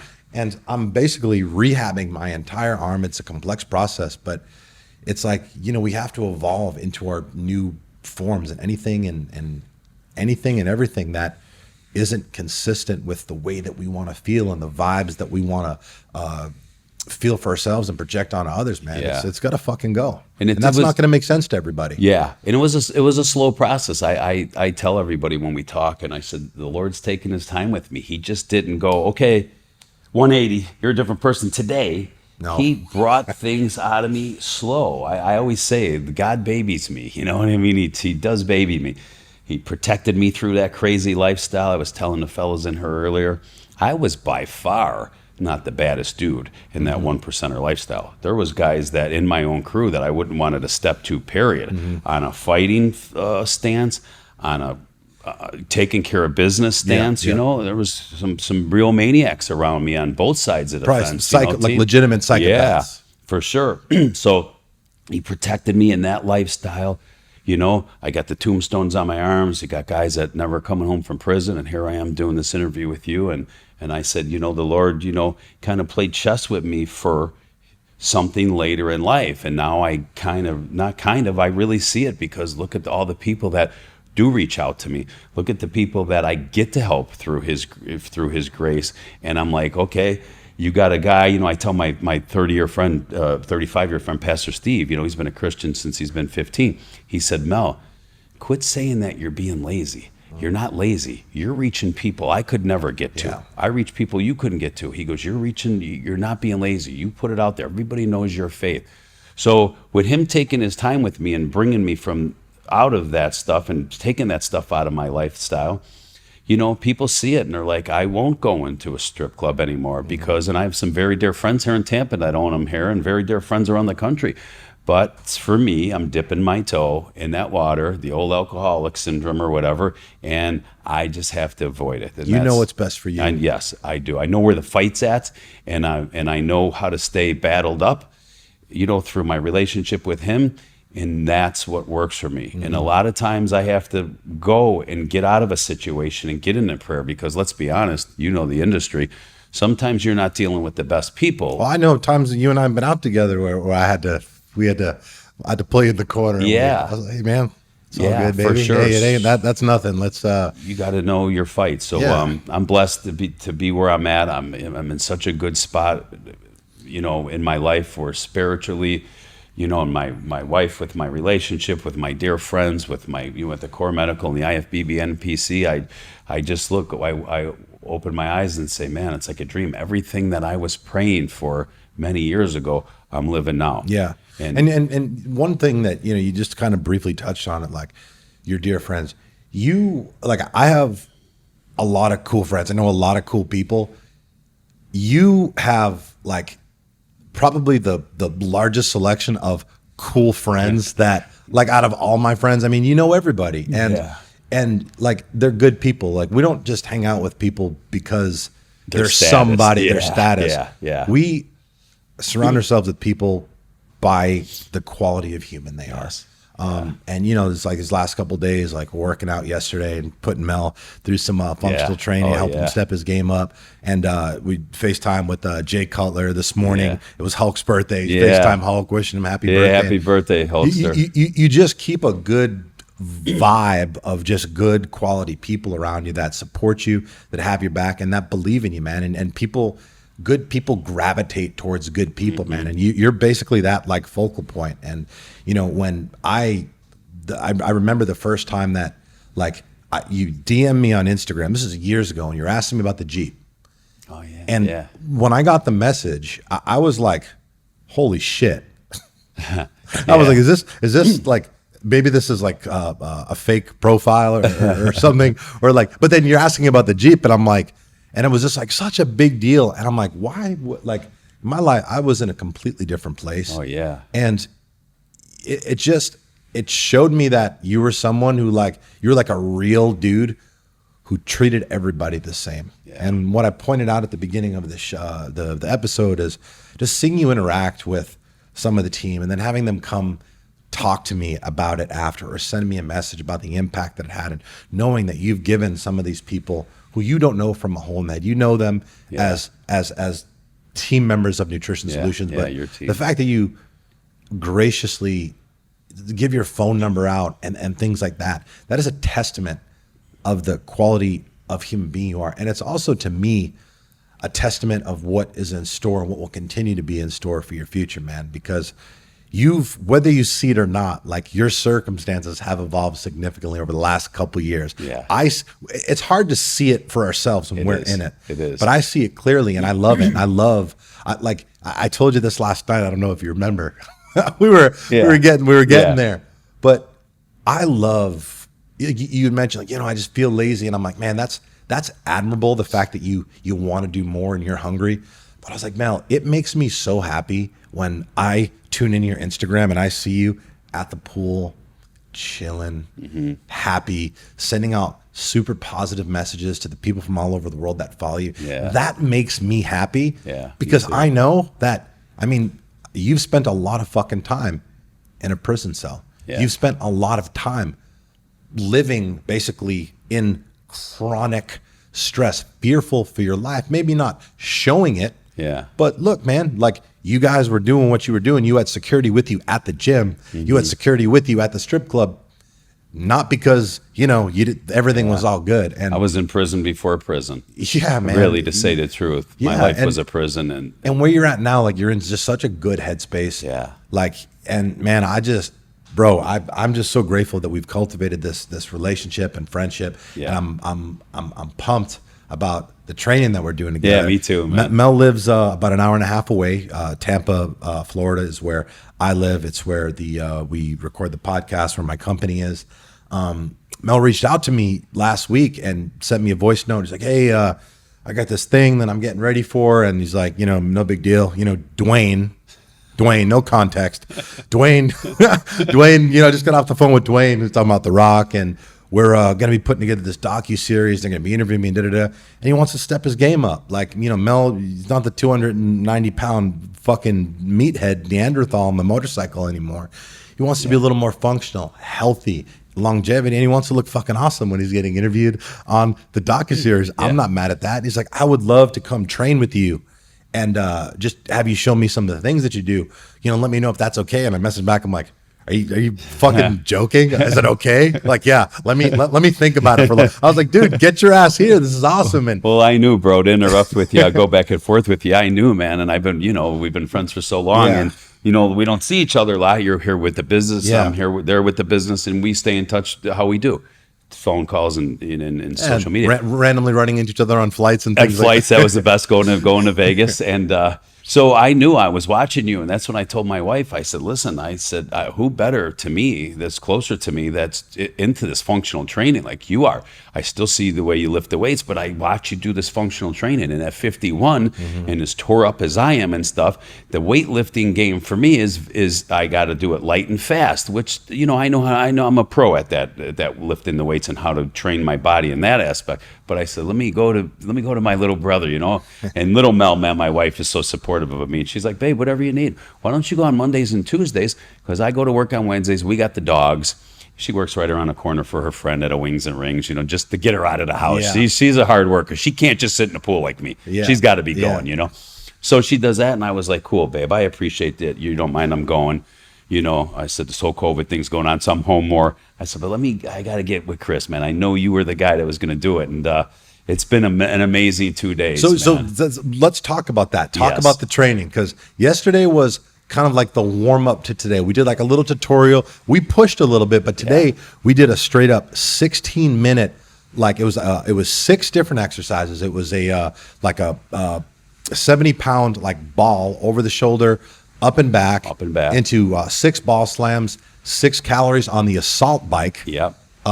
6 one-arm dumbbell push press on each arm, 6 deadlifts with 185 pounds, 6 jump over burpees, and it was basically as many rounds as possible in 16 minutes. Yeah. And dude, 3 minutes in, on your balcony in the heat. Yeah. Oh yeah. By the way. Yeah. On the balcony in the direct sunlight in It was 93 degrees today. Yeah. So what do you think, bro? What's the consensus? So driving up yesterday, I was like, man, I kind of know what I'm in for because I watch your videos and stuff, and I was banking on that I do a lot of cardio these days, and I went from 290 to 2.25. So now it's a different thing. I shed a body. So I'm okay in the cardio department. And yesterday was you showing me all the things, and I'm like, all right, this was good. It was taxing. Yeah.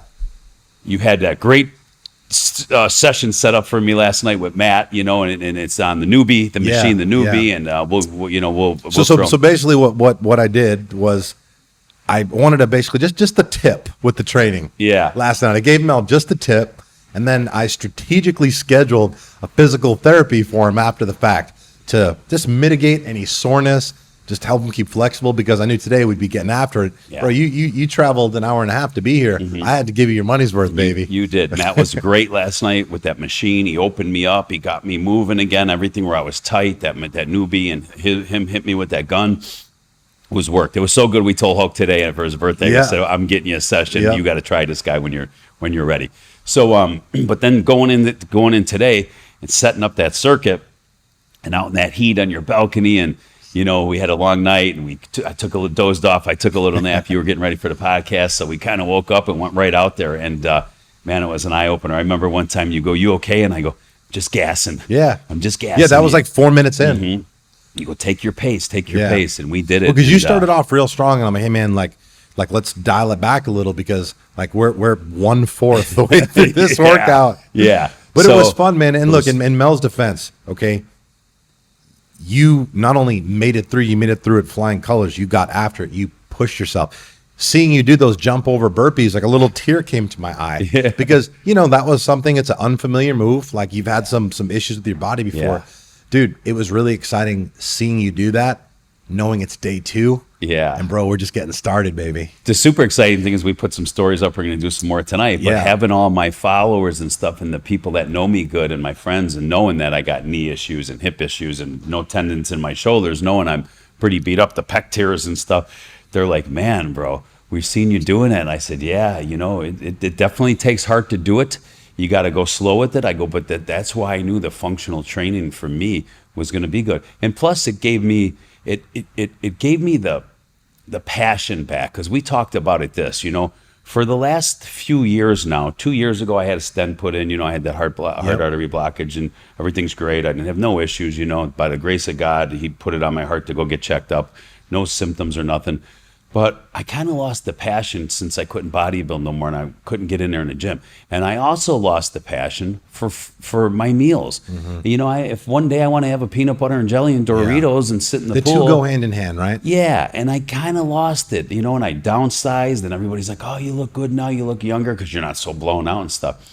But I was like, man, I just need a little bit of a kick. And then coming by you, and of course, eating clean, I mean, because your meals are from the company here, and we're at your house, and you're showing me a few different things, and showing me like the old meathead way of eating every 2 hours and 7 meals a day. You've made a good point. Our ancestors didn't eat like that. Yeah.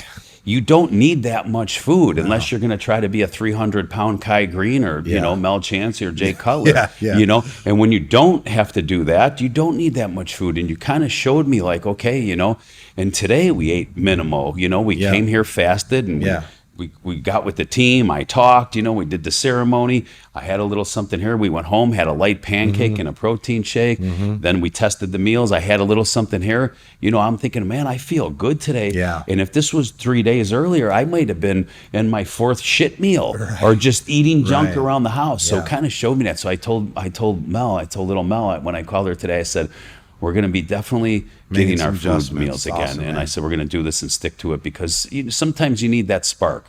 And so you're not aware until you walk into a situation and you take note of a different way of doing things. Yeah. And just to touch on the functional training and like the HIIT training, functional training, it's an opportunity to change things up, okay? Which is important. Change is important.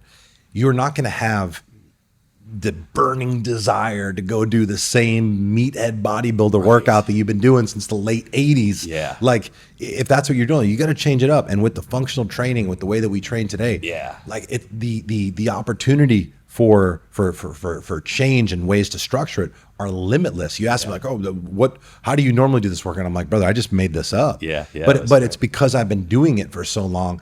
But it's also a very valuable opportunity to step out of your comfort zone. At the end of the workout, you're sitting down, breathing heavy. We're both breathing heavy. And I'm like, hey, bro, like, just know like it's supposed to feel like that. Because you're like, man, I thought my cardio is better. I'm like, no, dude, this isn't about having good cardio or not having good cardio.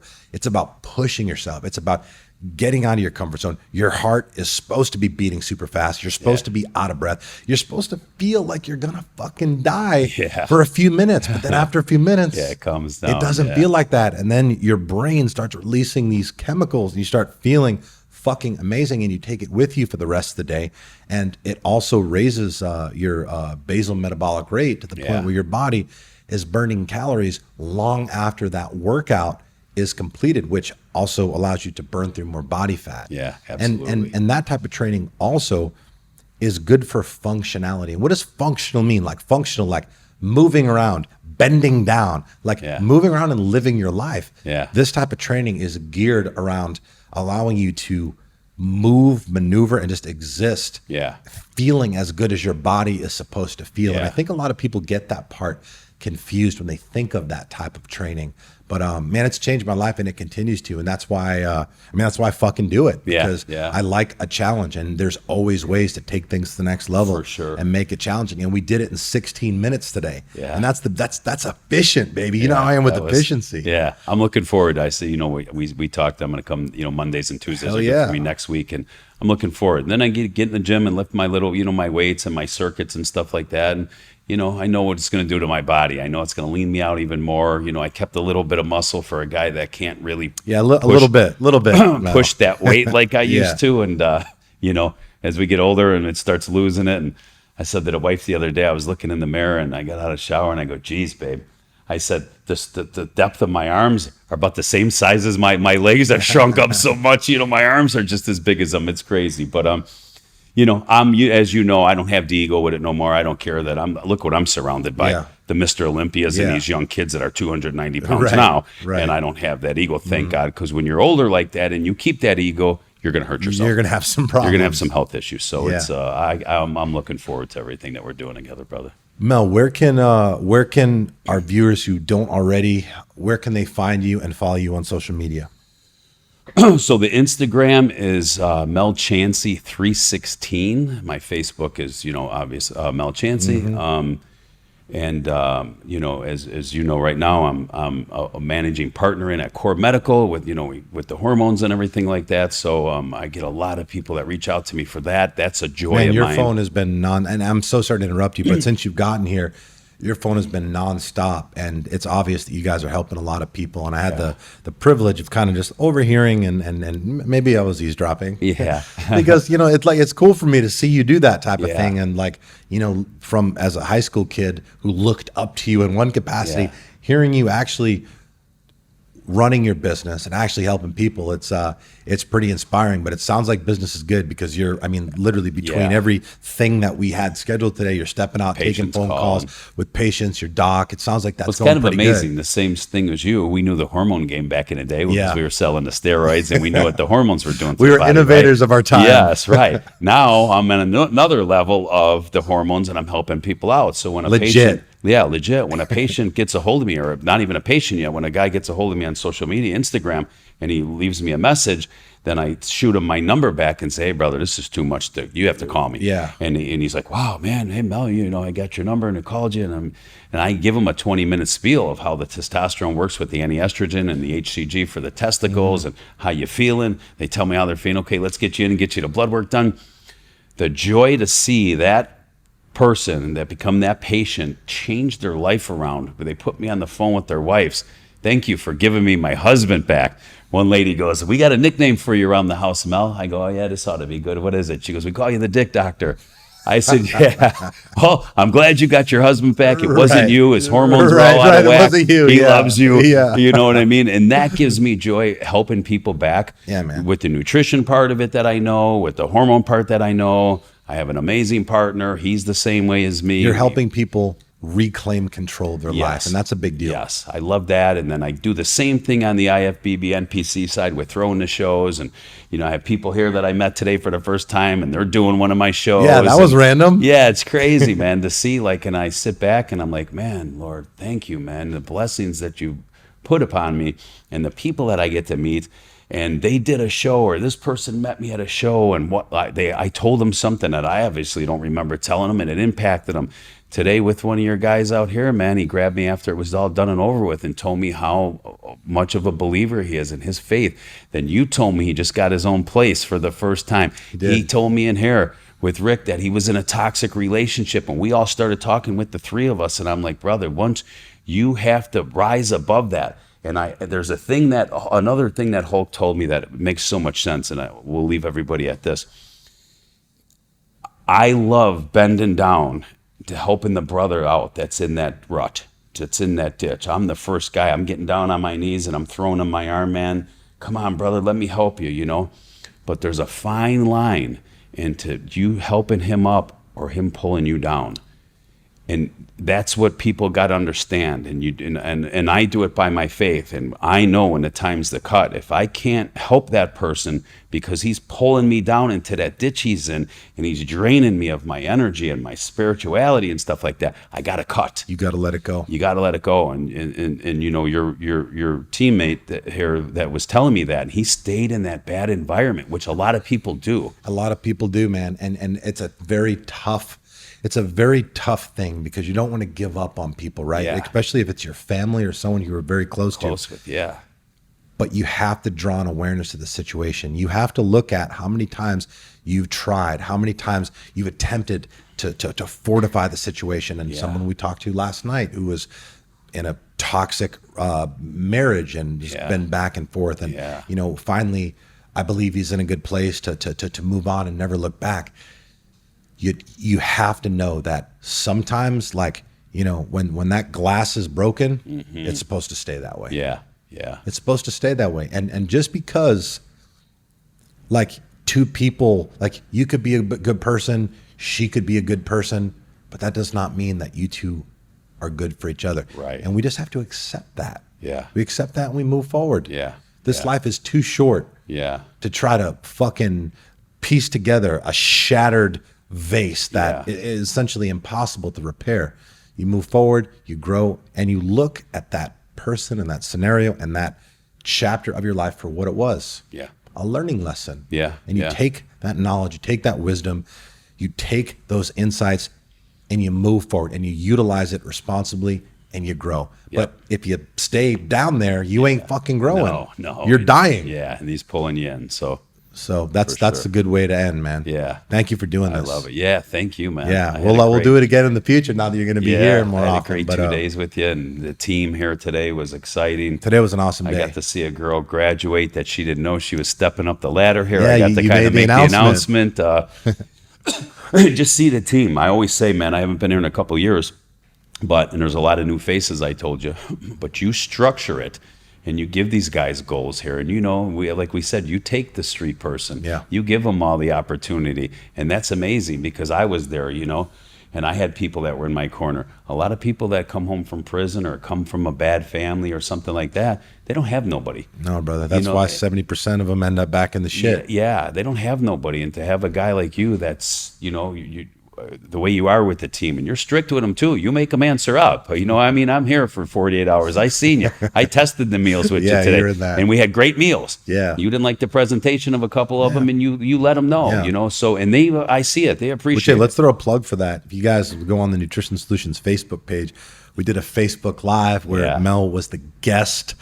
He was my celebrity guest taste tester, and he was a little light on them. I'm not gonna lie. I was like, come on, Mel, we got to turn up a little bit here. We got to keep them on their toes. But they did a good job with that today. I can't take that away from them. All credit to the Nutrition Solutions team, and I appreciate you pointing that out, man. That means a lot. It makes me happy to see the way that you are as a leader here, and as the owner of it, and how you interact with everybody, and how they are with one another. I could see it's a team. I can see when somebody's, down, and they lift them up. I can see how happy they were for Stephanie today as she graduated. I could see how they are with these guys. The individual that just lost all that weight, that was talking to me outside, whose car broke down right when he got the job, and he was walking here. He told me 8 miles to and from. And then he goes, hey, I could have just quit and said, hey, sorry, Chris, I don't have a car, but I was walking. Then I saved up for a hoopty. And he told me the story outside, and I was like, man, that's dedication, that's perseverance, and that's Nutrition Solutions, man. That's what we do here. That's what you're doing. That's how I had to do it in them rough times in that cell. I could have just sat back, smoked joints in there, and relaxed. And when I came home, said, hey, man, I'm coming right back home to everything that was there when I left, because it was there. Yeah, of course. And I said, no, man, I gotta dig deep. I gotta make a new life for myself and do something different. And going through that pain and going through that suffering. Yeah, I'm like, you walked 8 miles to and from? Wow. I'm not sure I would have did that. My lazy ass might would have been like, I'll find another job. I mean, he had 100 pounds to lose. 100 pounds, that's what he viewed. He viewed it as an opportunity to get in his cardio and to lose some weight and lose the weight he did. It was awesome hearing them stories today and watching and coming back here and knowing like this 3 years ago I was here and doing it. You were doing it with that crew that was here, a few faces left still, but a different team, and it's the same thing you got going on. So it's my props to you, brother, because you do it right. We'll keep doing that. We'll keep doing that. Yeah.